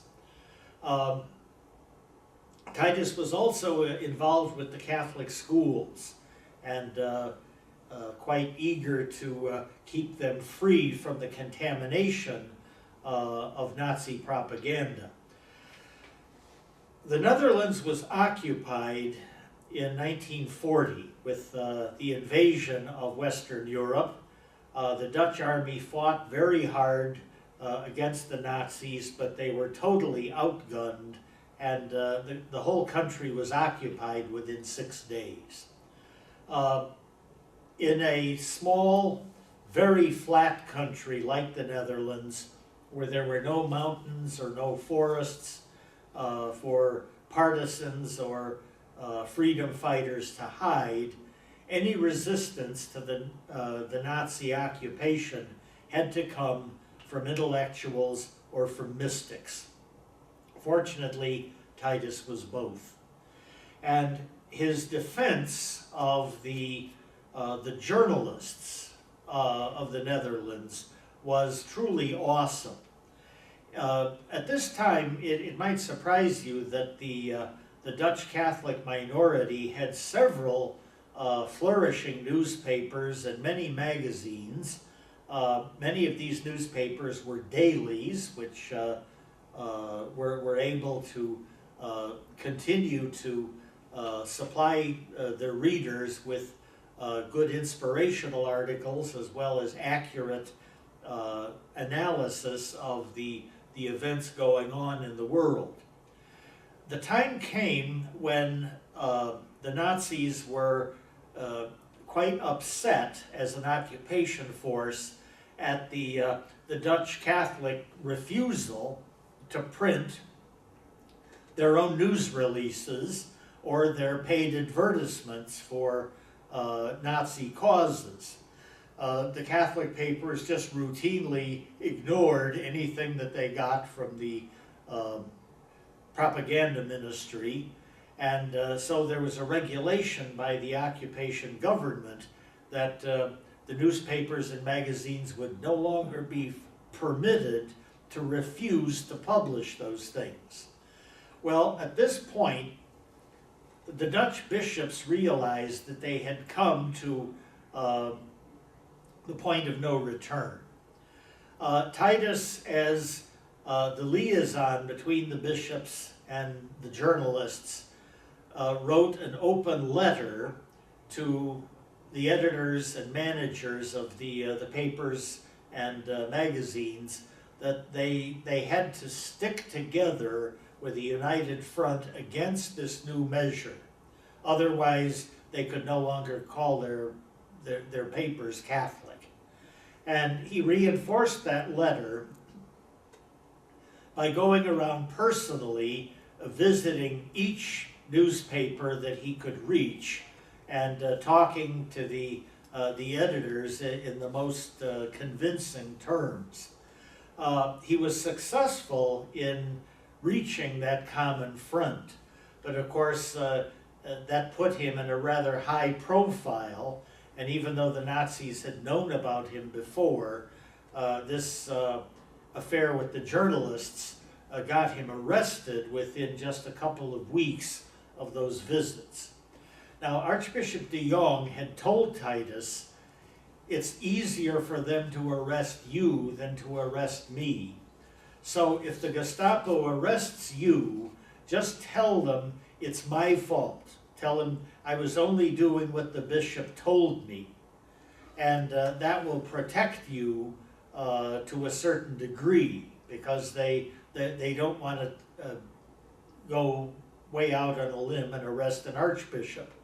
Well, Titus, during his interrogation, used that line. He basically said, well, I was representing Archbishop de Jong and the other bishops of the Netherlands, but I agree with them 100%. In other words, he blew his cover by making it emphatic to his interrogator that he heartily believed in the same issue.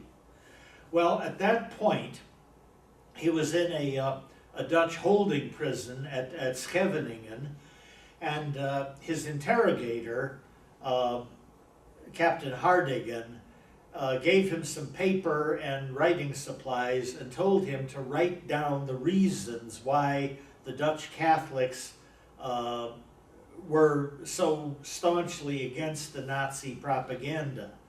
Well, Titus wrote a brilliant paper, all quoting sources from memory. He had no research materials, but remember, he was a philosopher, and so he did a point-by-point refutation of the entire Nazi propaganda system, quoting all kinds of praiseworthy sources.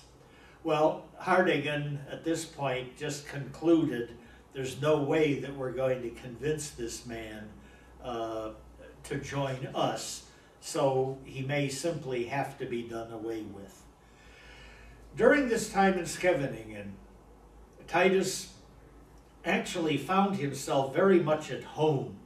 He took his prison cell and turned it into a monastic cell to give himself something like a retreat to put his spiritual self in order for whatever followed. Remember that this had been an extremely busy fellow who probably felt guilty at times that he didn't spend as much time and effort in prayer and contemplation. Now he had no excuse.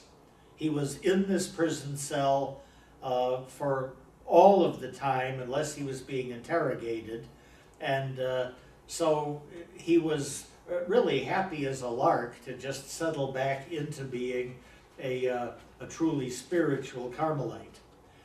He was eventually sent to the concentration camp at Dachau in southern Germany near Munich. You see it right there. And he was not going to last very long. His poor health came back to haunt him big time, and the starvation rations of the camp, together with the hard work, the beatings, the very harsh existence, wore away his physical resistance within just a few months. Through all of that, Titus tried to keep contact with his fellow Carmelites. There was also a Dutch Carmelite brother, Brother Raphael, together with a half dozen Polish Carmelites, all in the same barracks. And he worked at trying to encourage them, pray together, keep their courage up, and be as kind and positive as he could to other prisoners, no matter who they were. It's also interesting that it was strictly forbidden for prisoners to speak to the guards for any reason. Titus spoke to the guards. He was trying to reach below the hard armor of Nazi propaganda to try to awaken the decency of the person inside. And it got him in for many beatings and punishments for doing that, but he also, according to reliable sources, did make some progress in reawakening decency in some of the guards, including the nurse who eventually gave him his fatal injection. Brother Raphael was a very good source of strength for him. Raphael was a very big, strapping fellow, very robust constitution himself, and Raphael not only survived the camp from a place where most prisoners were expected to wither and die within 1 year, Raphael was able to protect Titus, help him walk to wherever he was needed, did a good share of the work that Titus was supposed to be doing, and eventually carried him to the hospital at the time when he was on his very last days. The other high-profile victim of the concentration camps is our friend Edith Stein, Sister Teresa Benedicta of the Cross. Edith is a fascinating individual. She was born in a devout Jewish family in the province of Silesia in eastern Germany, which is now inside of the Polish state. She was raised as a practicing Jew and excelled in school. She was a very bright student. When she reached university level, she attended the University of Breslau and, like Titus, specialized in philosophy. She was a graduate student helper to Professor Husserl, who at the time was trying to investigate the source of all truth and all knowledge. He was a member of the phenomenology school, and this study fascinated Edith, and she very rapidly became an indispensable helper with Husserl and all of his work. He was a very good thinker, but like many professors, very sloppy with organizing his own notes. He forgot things, he misplaced things. Edith, as an assistant, was able to help him out of that morass, and as long as she was working with him, his own work improved considerably. Like many people going through the university world, Edith drifted away from the practice of her religion. There were times when she described herself as an atheist, but it's not certain that the flame of belief ever really went out in her own life. She certainly had a deep appreciation of the spiritual side of herself and all people. She was always kind and positive to the people she dealt with. During World War I, as a young volunteer, she worked with the Red Cross, taking care of soldiers in the Austrian army who were wounded or ailing. And sadly, many of her colleagues from the university were going to wind up as casualties as well. There was one situation where one of her favorite professors had been called into service with the German army and was killed in the war. Edith felt that his young wife, who was probably mourning her husband's loss terribly, needed some encouragement and a visit from her. And when she visited the young woman, who was a Protestant Christian, by the way, the wife wound up being the source of strength for the two of them. She wound up consoling Edith for her loss, and impressed her quite deeply with her own faith in a loving and forgiving God. So that, together with the religious zeal of many of her Jewish and Christian colleagues, it stayed with Edith. So I don't think the flame of faith ever really went out in her life. After the war, she continued her philosophical studies, started supporting other philosophers and teaching in school herself. At one point, she was still searching for a spiritual grounding in her life. One thing that made a difference was a time that she was in a Catholic church, simply sitting and reflecting in the quiet of the church, and she noticed a middle-aged woman with shopping bags who simply came into the church, set down her groceries, and knelt down for a short prayer, and then got up and continued what was obviously a busy day. Well, what made so much significance to this woman that she interrupted what was probably a long list of tasks for the day for this contact with God. Again, that impressed her. That struck very close to her core. But the thing that made the biggest difference was a time when she was staying with some friends who had an extensive bookshelf of interesting writings, including the autobiography of Teresa of Avila.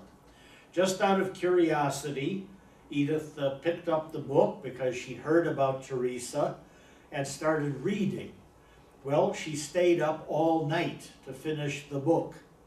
And when morning came, she put the book down and said, "This is the truth."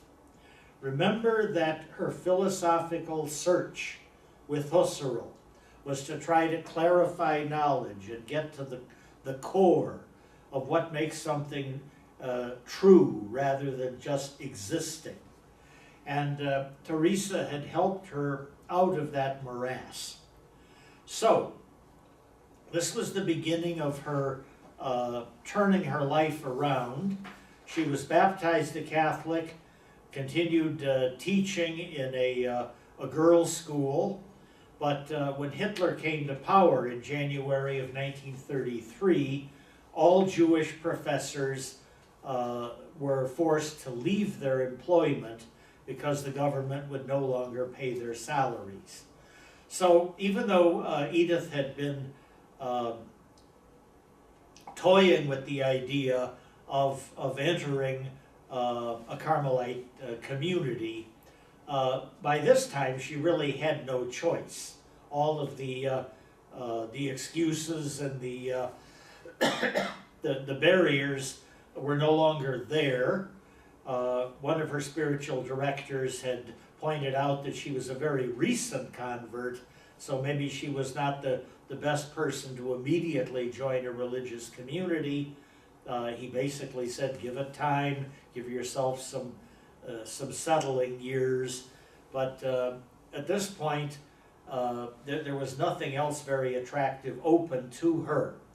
So she joined the Carmel in Cologne with the name Sister Teresa Benedicta of the Cross. And she was fortunately encouraged by her superiors to continue her writing, her research, her whole intellectual quest. And this kept her very busy and rather happy as well, because she was doing what she loved in a context of where she exactly wanted to be. By the time the Nazi persecution of the Jews got into its high gear in the late 1930s, it was a mutual decision between Edith herself and the other sisters in Cologne that this was something that was getting too close for comfort. And although she had converted to Catholicism, she still had Jewish blood, which was all that Hitler cared about. And therefore she was still in danger and could possibly be picked up by the police at any time. So they transferred her from Cologne to the convent at Echt in the Netherlands. Ironically, the Echt House had been founded during the time of Bismarck's Kulturkampf in the 19th century, when Catholics were under discrimination and persecution by Bismarck, and the nuns simply had a a backup convent in another country. Well, Echt was still there, and so Edith and her sister, Rosa, who had also converted to Catholicism, were moved there. Sadly, that was only a short reprieve, because within a couple of years, the German army had conquered the Netherlands, and Edith was once again in the controlled area of the Gestapo and all of those who existed by hating Jews in whatever ways they could. It's also ironic that the Dutch bishops, in their efforts to fight against Nazi propaganda, issued a stinging pastoral letter, which was read from all of the Catholic pulpits in the Netherlands on a particular Sunday. The Dutch bishops condemned all of the discrimination against the Jews and all of the other high-handed practices that were being done by a dictatorial government. To punish the Dutch bishops, the Dutch Nazis issued an arrest warrant for all Catholics with a Jewish background. And of course that included Edith and Rosa. And within just a few days of that condemnatory letter, the two of them, together with other Jewish Catholics, were being loaded into boxcars and sent off to the extermination camp at Auschwitz-Birkenau. On the way to the camp, Edith obviously knew that this was not going to end well. But like Titus, she continued her spiritual viewpoint and wrote back a couple of notes to her superiors that assured them that she was in good space, she's not having any second thoughts, and that she is happy to be able to give a witness to the fact that Jewish people who share in the sufferings of the Lord were able to testify by their lives and by their death to the mercy of God. She finished one of her notes with the Latin phrase, Ave Crux Spes Unica, Hail, O Cross, our only hope. Remember that her religious name was Teresa Benedicta of the Cross. So I suspect that she knew that part of her own odyssey, even though she had no way of knowing that it would end in a concentration camp, that somehow her own suffering for the Jewish people was going to have perhaps a great deal of suffering together with it.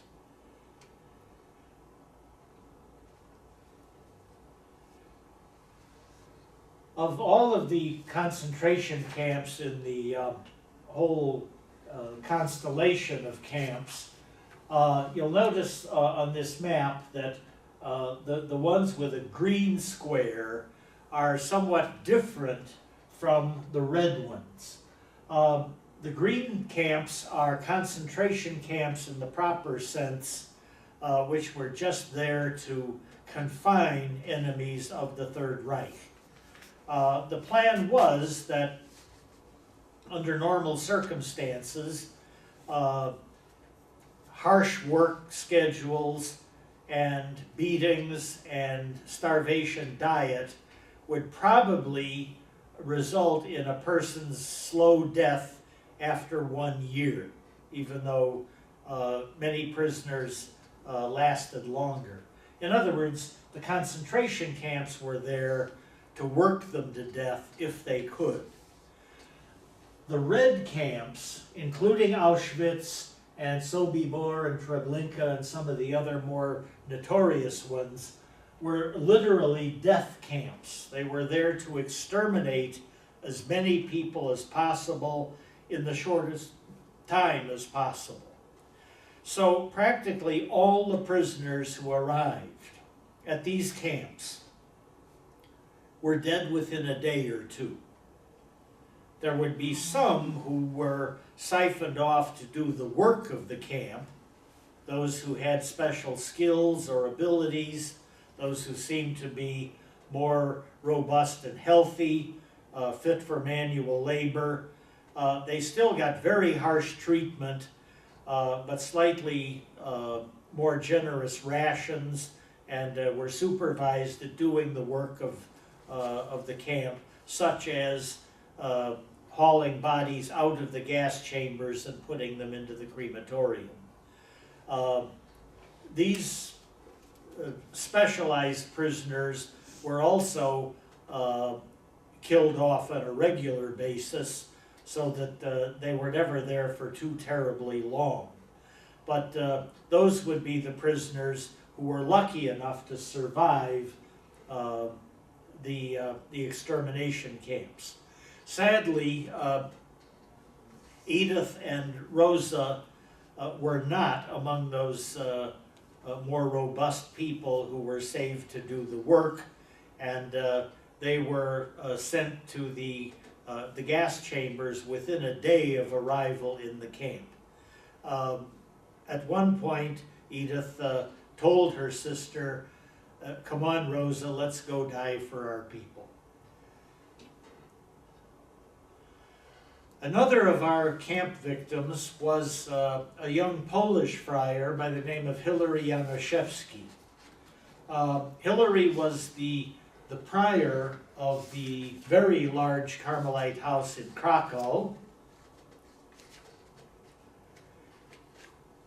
He was arrested by the Gestapo at a time when many of the priests and brothers of religious orders were being rounded up and sent to work camps simply to remove their influence and their leadership from the occupied Polish state.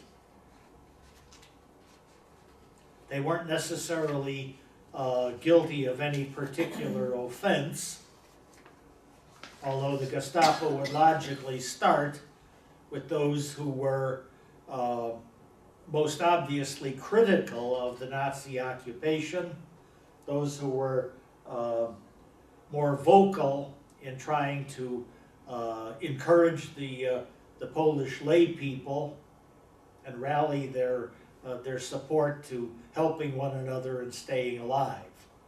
Well, there were some Carmelites from the Krakow house who were arrested, and the next time that the Gestapo came to the door and asked for a particular friar, Hilary was the one who answered the door and basically said, "Well, he's old and he's sick, and I'm the prior of this community, so if he's done something that's criminal, ultimately maybe I'm responsible, so why don't you arrest me instead of him?" Well, the Gestapo arrested both of them. And several other Polish Carmelites from Krakow and other communities were also swept into the concentration camp system, including a Polish Carm by the name of Albert Urbanski, who, like Brother Raphael, will survive the war in the camp and be able to tell the story of what follows.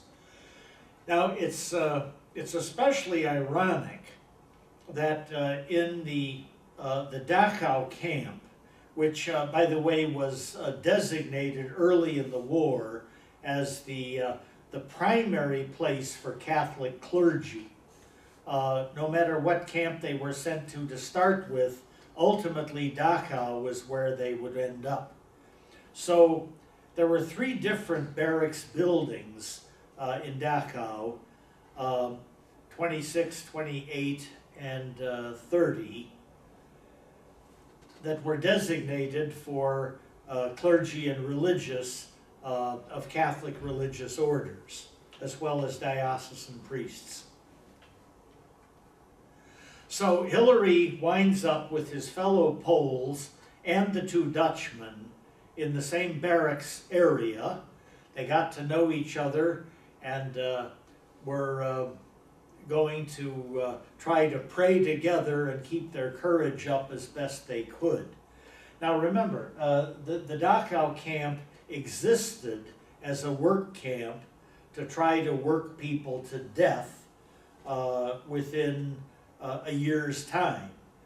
Hilary managed to survive 5 years in the camp, together with some of the others, including Albert and Raphael.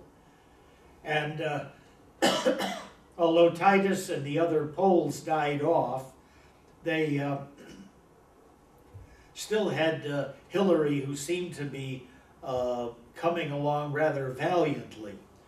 Well, toward the end of the war, when the Allied troops were closing in on the Nazi center of Europe from both east and west, many of the camps had to be abandoned, and the prisoners were sent closer to the center of Germany and crowded into the existing camps, which became rapidly very overcrowded. They say that Dachau, by the end of the war, contained 6 times the number of prisoners that it was designed for.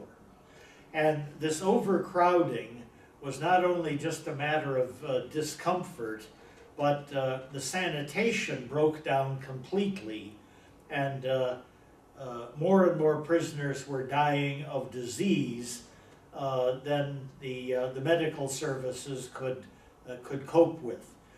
For the record, the medical services at Dachau were the most minimal kind. They were not really there to keep people healthy. The doctors and nurses were there to keep them working.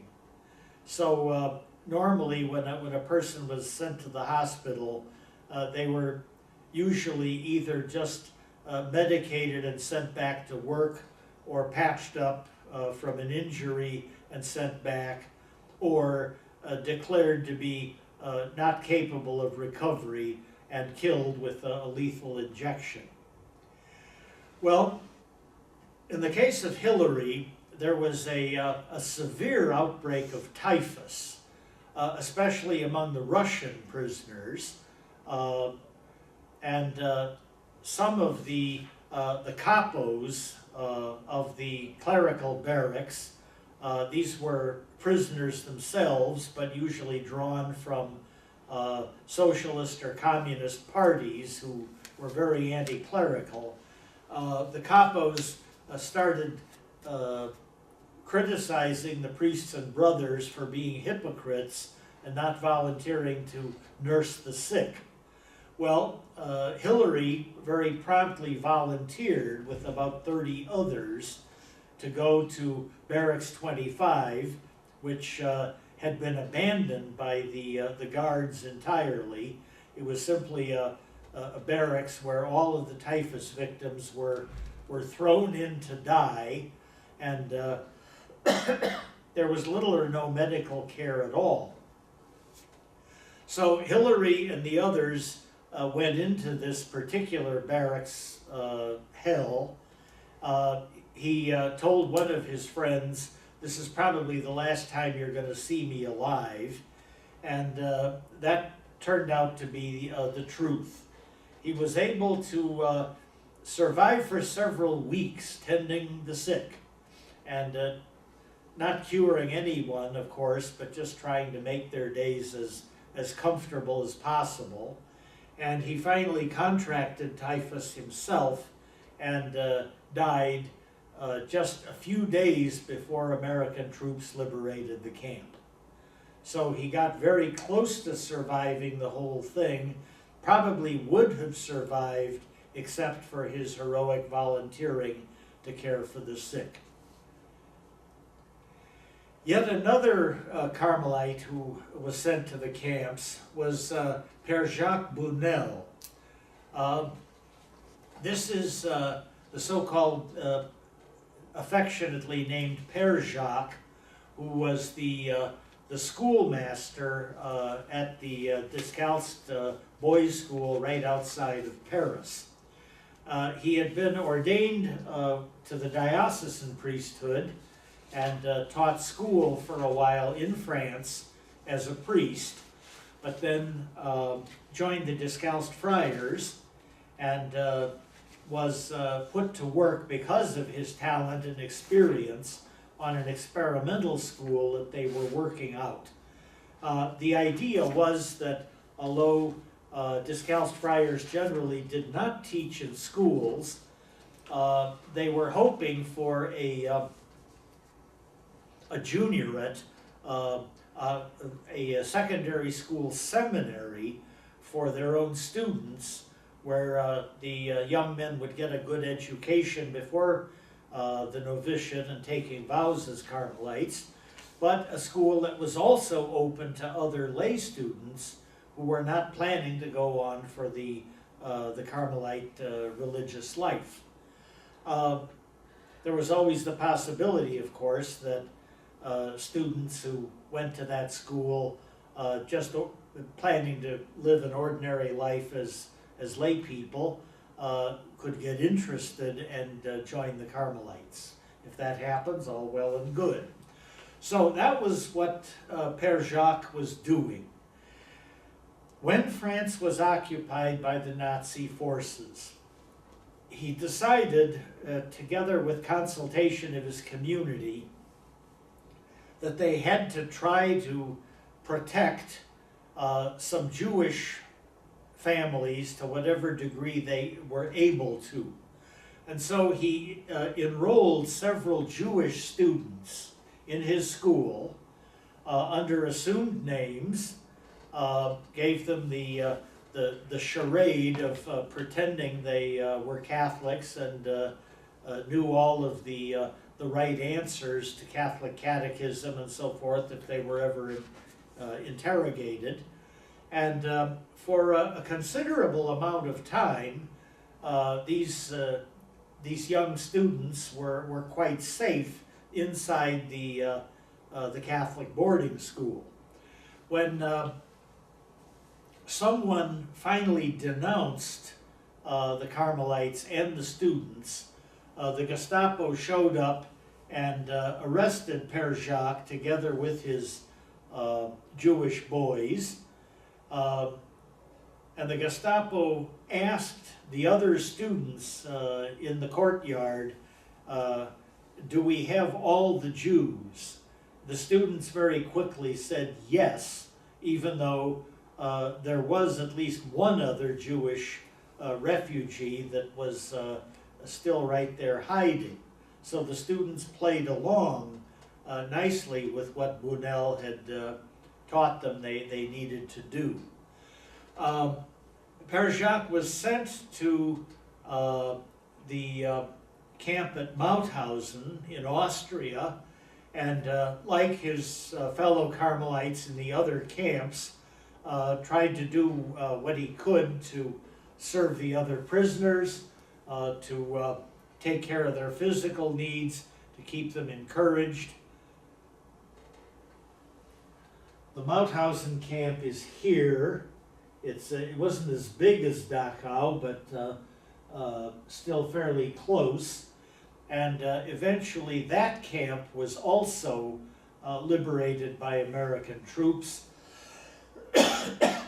In the case of Père Jacques, he was alive to see the liberation, but he had been so weakened by the poor diet and the maltreatment that he only survived a few days after he was back to being a free person again.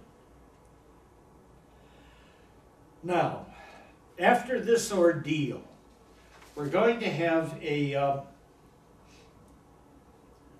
kind of reborn Europe, but it's going to sadly degenerate within about 3 years into the armed camps that we are familiar with from the Cold War days. On this map you see the green shaded countries of the Western Bloc, the so-called NATO countries, or the Western European free democracies. The orange shaded countries are part of the Soviet bloc, the Warsaw Pact military alliance. And of course this is going to gobble up many of the Carmelite communities that existed at that time in places like Poland and Czechoslovakia. Now, this is going to continue in a state of non-war but not peace either until about 1990. And in Western Europe, the Carmelites will recover very well. In Eastern Europe, the Carmelites will wind up being a sort of a resistance party, especially in Poland. And Carmelites in the other countries merely trying to survive. And in the post-war world,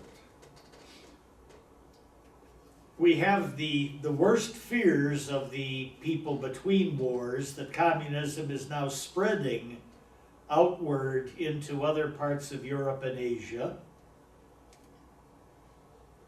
Much of Western Europe is going to be aided in recovery by the so-called Marshall Plan from the United States, which was a massive spending campaign to build up the economies of Western Europe so that the large domestic communist parties in countries like Italy and France would not come to power. This was successful beyond anyone's wildest dreams. This is also a time when we're going to see the beginnings of decolonization. The European colonial powers had been so badly hurt by the war that keeping expensive colonies was no longer very practical. So beginning with the Philippines in 1946, which had been designated for independence anyhow, and then going to India and Pakistan in 1947, and various African countries following in order, you're going to get more and more of the Asian and African empires being given their complete freedom. This is also a time when television is going to become a reality. And of course the recovery of religious life is going to accelerate because of essentially pretty good leadership. The first prior general after the war was Killian Lynch, an Irishman who was a member of the New York province. Killian was an extremely good organizer and a very zealous person. Even after he was retired and elderly, he was seen chopping wood and doing all sorts of vigorous things. Quite conscious of the need to found missions in those areas of the colonial empires that were gaining their freedom. Especially interested in rebuilding the order in England and France. He was successful in buying back the old Aylesford Priory in England as a big shot in the arm to the recovery of English Carm. His plans to replant the order in France were intelligent but unsuccessful. But he did see to designating people who were good students in all parts of the order to go on for advanced studies. Many of the provincials who seemed to be interested only in having their men be parish priests or teachers were persuaded by Killian to send them on for studies anyway, to waste their people according to that standard, so that they would attain advanced degrees in Carmelite studies. This was, in the long run, a very wise thing. The Institutum Carmelitarum was also founded by Killian as a vehicle for bringing scholars together in Rome, as well as satellite people living in other countries, so that they could cooperate and encourage one another, not only on reassembling collections of Carmelite books that had been dispersed, but producing new work as well. It was at this chapter in 1947 that the very young Joachim Smet was given the mandate to write a history of the order. And this occupied him for the rest of his life until he died at age 94. Now, with all of these colonies becoming free states, this map shows you the colonial empires and who owned them during the colonial period.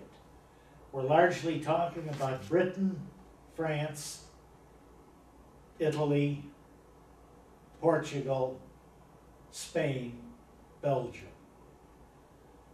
The home countries are the same color in Europe, but each one of these newly freed countries, concentrating heavily on 1960, which was really the most popular year for liberation in the African colonies, each one of these is now going to retain some ties with its home government or former colonial government, but for better or for worse, they're now on their own.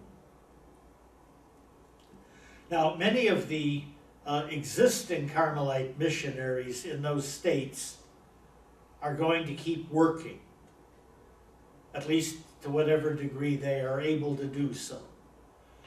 Many more are going to come out to found new missions in those same states.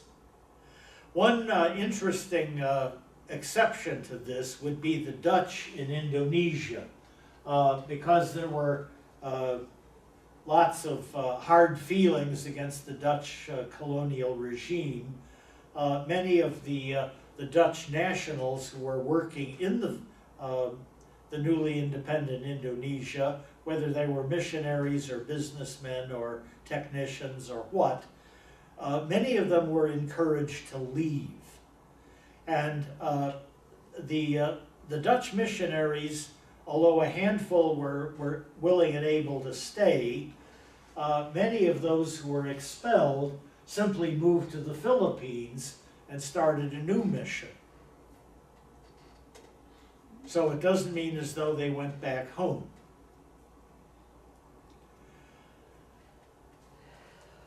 Now, of course, another of the very big events of the post-war period was the Second Vatican Council. Pope John the 23rd was a big surprise to everyone. First of all, coming on the heels of the very ascetic-looking Pius XII, John the 23rd did not look like a pope. He was fat, he had a big hook nose, he had a jolly personality that was joking around with people half the time.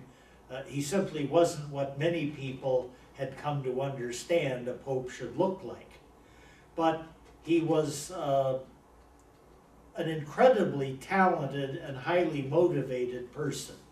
He had spent much of his priestly life as a diplomat.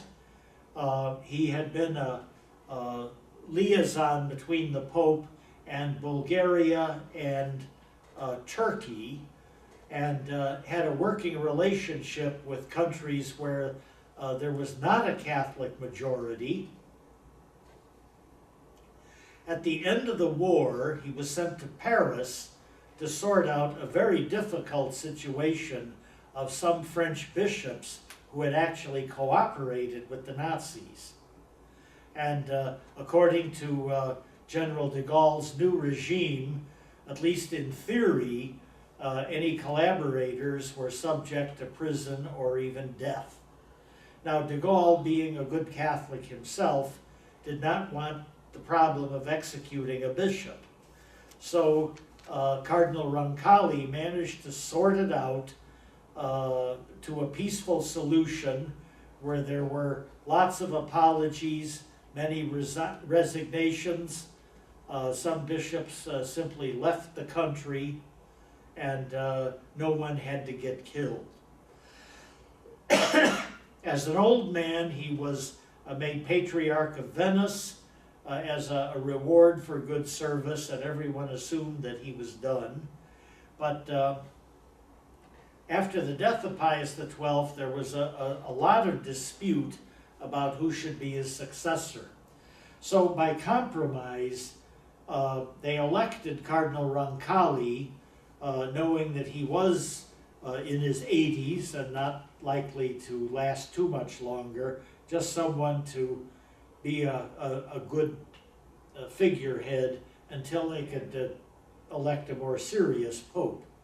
Well, he only lasted 5 years, but literally turned the church upside down with a dramatic change of policy.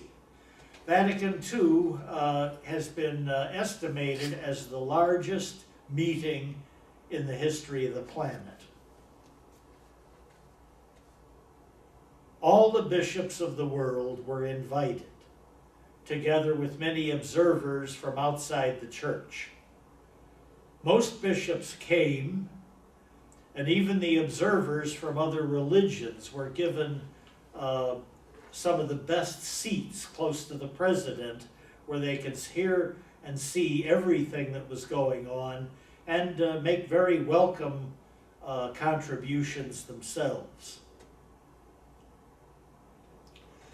Pope John's original objectives were these. First of all, affirm doctrine and discipline. This is no surprise. All councils tend to do that.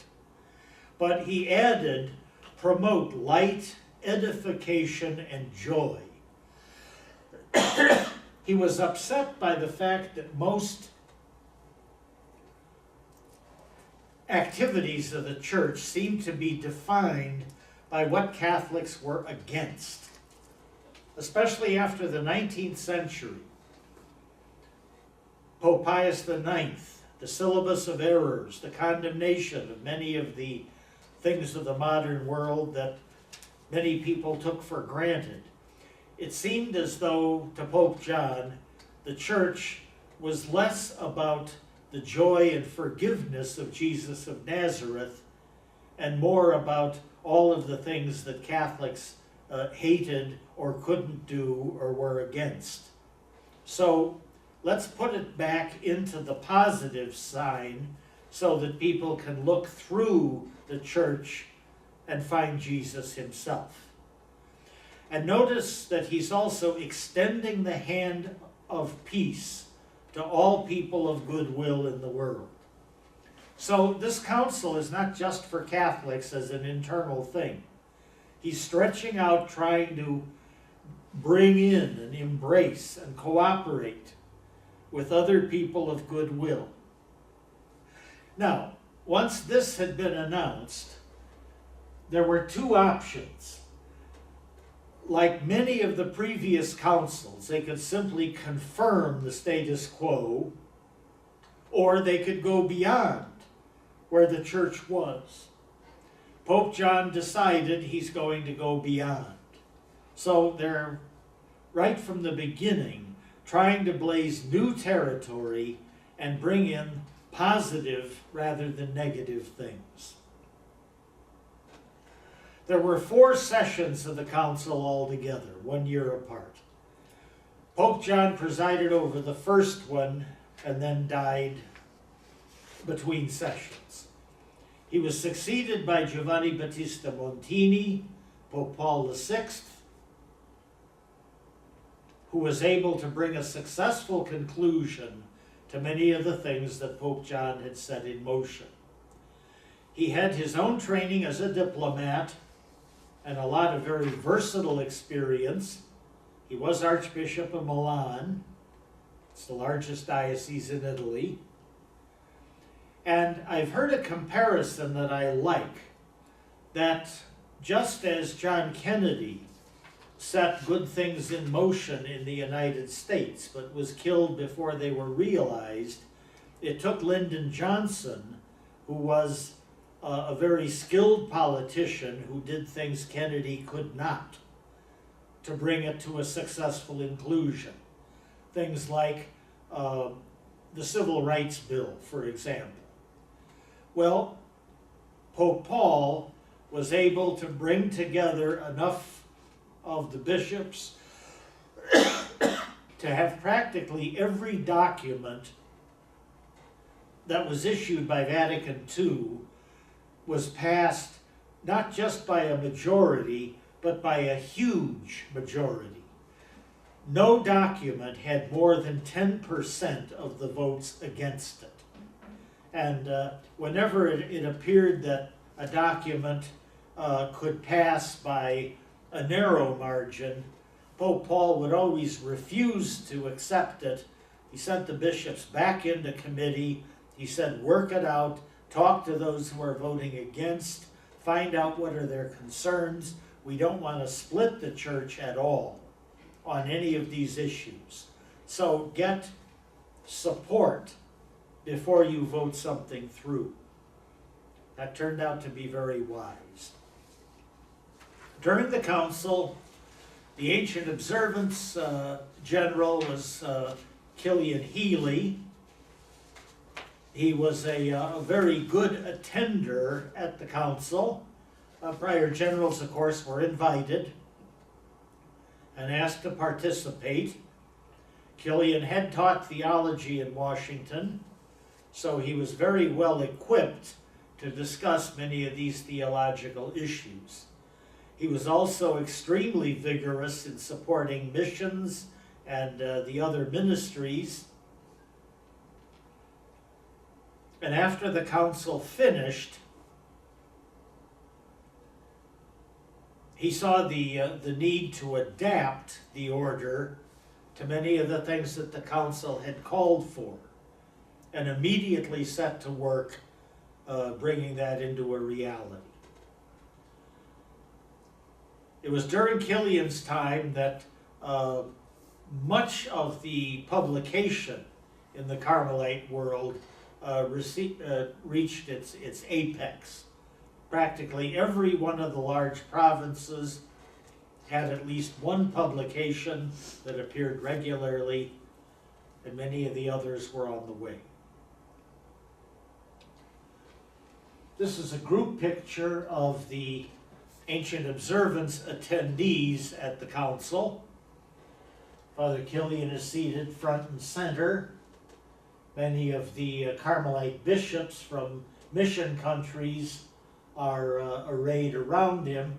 In the upper left-hand corner, you see another Carmelite in a habit. This is Bartholomew Zaberta, who was a Catalonian Carmelite and probably the best theologian in the Carmelite world, possibly one of the best theologians at the council.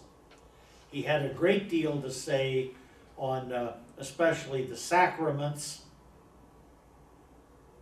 and he has himself been proposed for sainthood, and his cause is still under consideration. One of the most stirring documents of the council was Lumen Gentium, the one that was the council, the constitution on the church itself. This enshrined the idea of collegiality. It emphasized the fact that the bishops were not nobility in society, they were shepherd servants of the church. And part of the collegiality was sharing leadership with the Pope, but also sharing it with priests and people in dialogue. So the bishops were not supposed to be monarchs, but collaborators who looked up and looked down. It's interesting that there was a separate document on Mary that was introduced at the council, but eventually it was incorporated as the final section of the Lumen Gentium document. It was giving a new emphasis to Mary as patroness, and not a separate, independent goddess with powers of her own that some people jokingly felt were in opposition to the will of God, but as the perfect Christian and a model and companion for everybody to imitate. So this document on the church points to Mary and says, essentially, you want to know what a good Christian is, look at her. Do what she does. Another of the key documents was Gaudium et Spes. This is on the church in the modern world. This emphasized the idea that, unlike that view of the 19th century church, we're not a fortress against the modern world and trying to remain separate of it. We're not sealed off, we're part of the world, and importantly, we have a responsibility for making it better.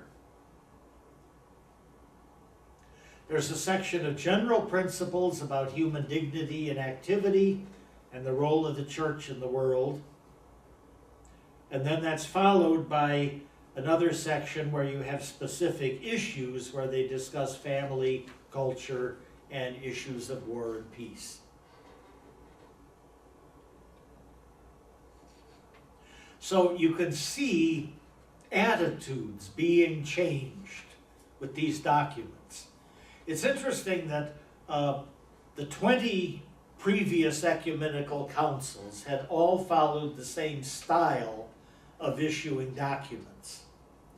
It was the style of Constantine's chancery, because Constantine and his civil servants were the ones that actually put feet on the original council of Nicaea.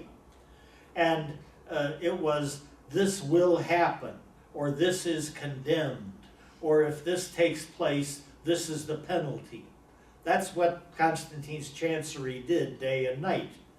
And because those were the same people who were speaking for the church, this was the style of council documents all the way up through Vatican I in the 19th century. Vatican II has a totally different flavor. These are documents of ideals. They're putting things up on a pedestal and saying, in effect, look what we could be doing. Look what would happen if we can follow these teachings of Jesus. Now, overall, there were 16 documents. 4 of them were constitutions, like the ones we've just seen. 9 others were decrees, and then there were 3 declarations. Among the decrees, ecumenism, which is going to become suddenly much more respectable, religious orders, impacting us immediately, and the lay apostolate, which is going to be especially important for third order Carmelites.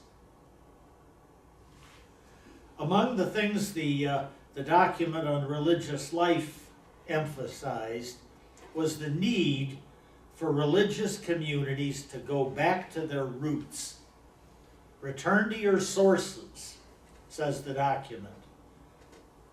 List the reasons why you exist as a religious order. Your founder or foundress wanted certain things when you were founded. Make sure that you go back and are faithful to those. So, at the end of the council, it very successfully emphasized the idea that the church is bigger than its disputes.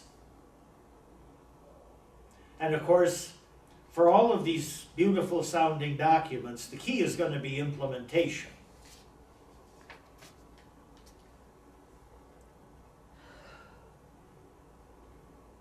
If nobody puts this into action, the documents might not need to exist. Now, there are no new teachings whatever, but a new attitude, a new spirit of acting. It's Pope John's optimism at what the church is about that we now act on. Now, here's one of the real heroes of the Carmelite world in the 20th century. This is Anastasio of the Holy Rosary. He was the general of the Discalced from 1955 to 67. And he was together with Killian Healy as the two Carmelite generals during the council. It's amazing that as general, he was able to visit nearly all of the Discalced houses throughout the world. We're talking about maybe 600 communities.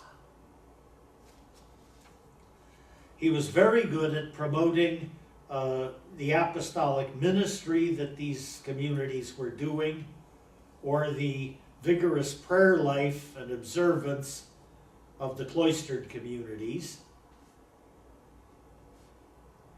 And after a very successful term as general, he served as a bishop and eventually a cardinal. One of the most notable things that Anastasio did was to call a meeting of provincials and representatives of each portion of the Discalced family. This was a few months before the closing of the council in 1965. He brought all of them together at the ruins of the original chapel in the Wadi on Mount Carmel. This was Berthold's original chapel. Talk about returning to the roots for real. He did it physically. And this was a powerful signal to the Discalced leadership that when they went back to their various homes, they needed to remember this place and this set of values. Now, later in the century, there's another notable Discalced general, Camillo Machise, who was a contemporary of John Malley of the Ancient Observance. Both of them were good friends, cooperated beautifully with one another, emphasized the idea of the very broadness of the Carmelite family.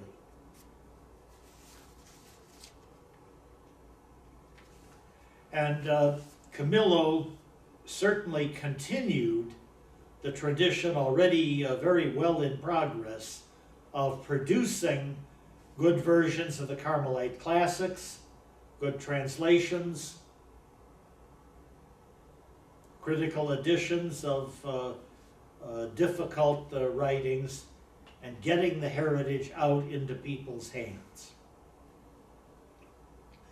For the Ancient Observance, these were three generals in a sequence.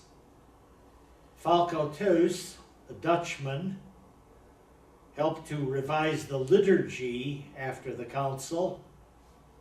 as well as completely revamping the structure of formation, new publications for Carmelite prayer. He was succeeded by John Malley of the United States. Together with Camillo, emphasized the idea of the Carmelite family and doing things together.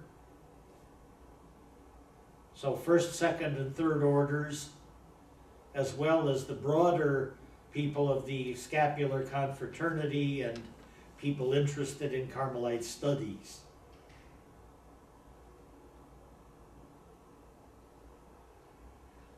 He's succeeded by Joseph Chalmers of Scotland. It's during the chapter that elects him that we have a new structure in the leadership of the order. Specifically, the assistant generals up until this point had largely represented language groups. That was changed to automatically include representatives of the developing world as 2 out of 4 assistant generals. This is recognizing where the vocations were coming from and where the future of the order was most likely going to be. Joe Chalmers was also the one who opened the door to a revival of hermit communities.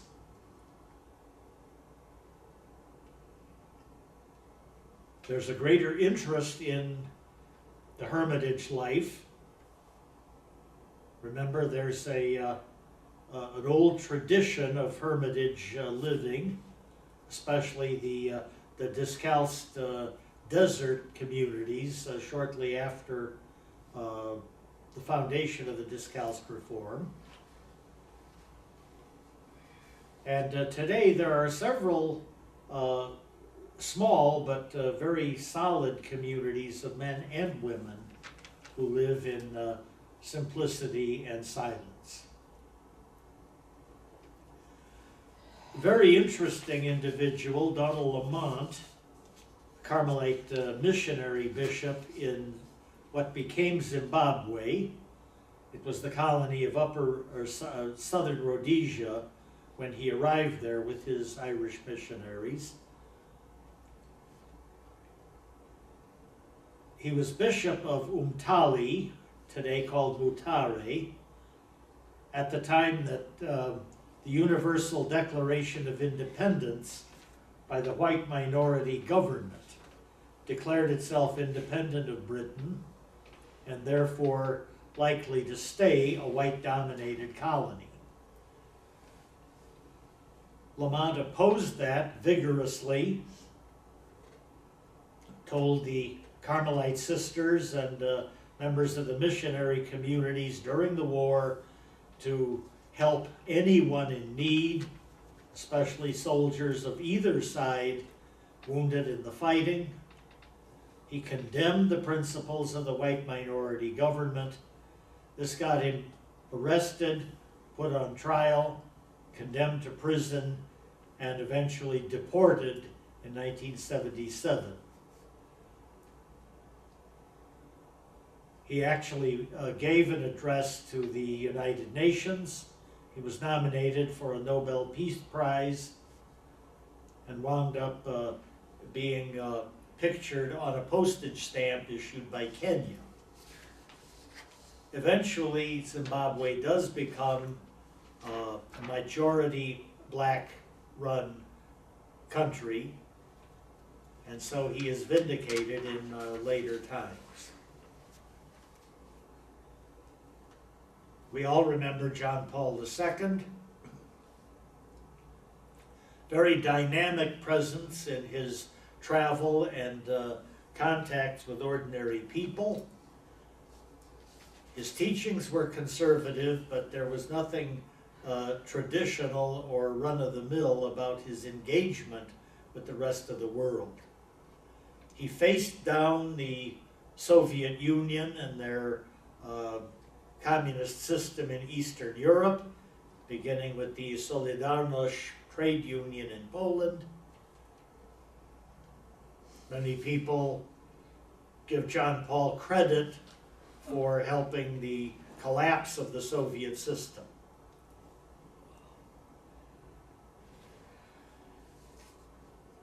The ancient observance had a great gift in another secular institute that affiliated with the Carmelites.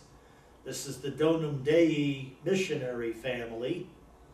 These are, well, they don't call themselves nuns or sisters at all. They refer to themselves as missionary women and have great pride in the fact that they come from 5 continents. There are over 1,000 of them today. These are missionary women who were founded by a French priest, Marcel Roussel. They take their spirituality from the meeting between Jesus and the Samaritan woman at the well. If you only knew the gift of God, is their motto. And Jesus tells the woman, I'm going to have living water welling up within you. Eau vive, in other words. Living water. And they have an interesting way of supporting their ministries, which are always to the poorest of the poor, wherever they are in the world. And that's by running gourmet restaurants in prosperous cities and sharing their stories with well-provisioned people who are enjoying terrific food. These women have been very helpful to the Carmelites at their re-entry into France and Vietnam and other places.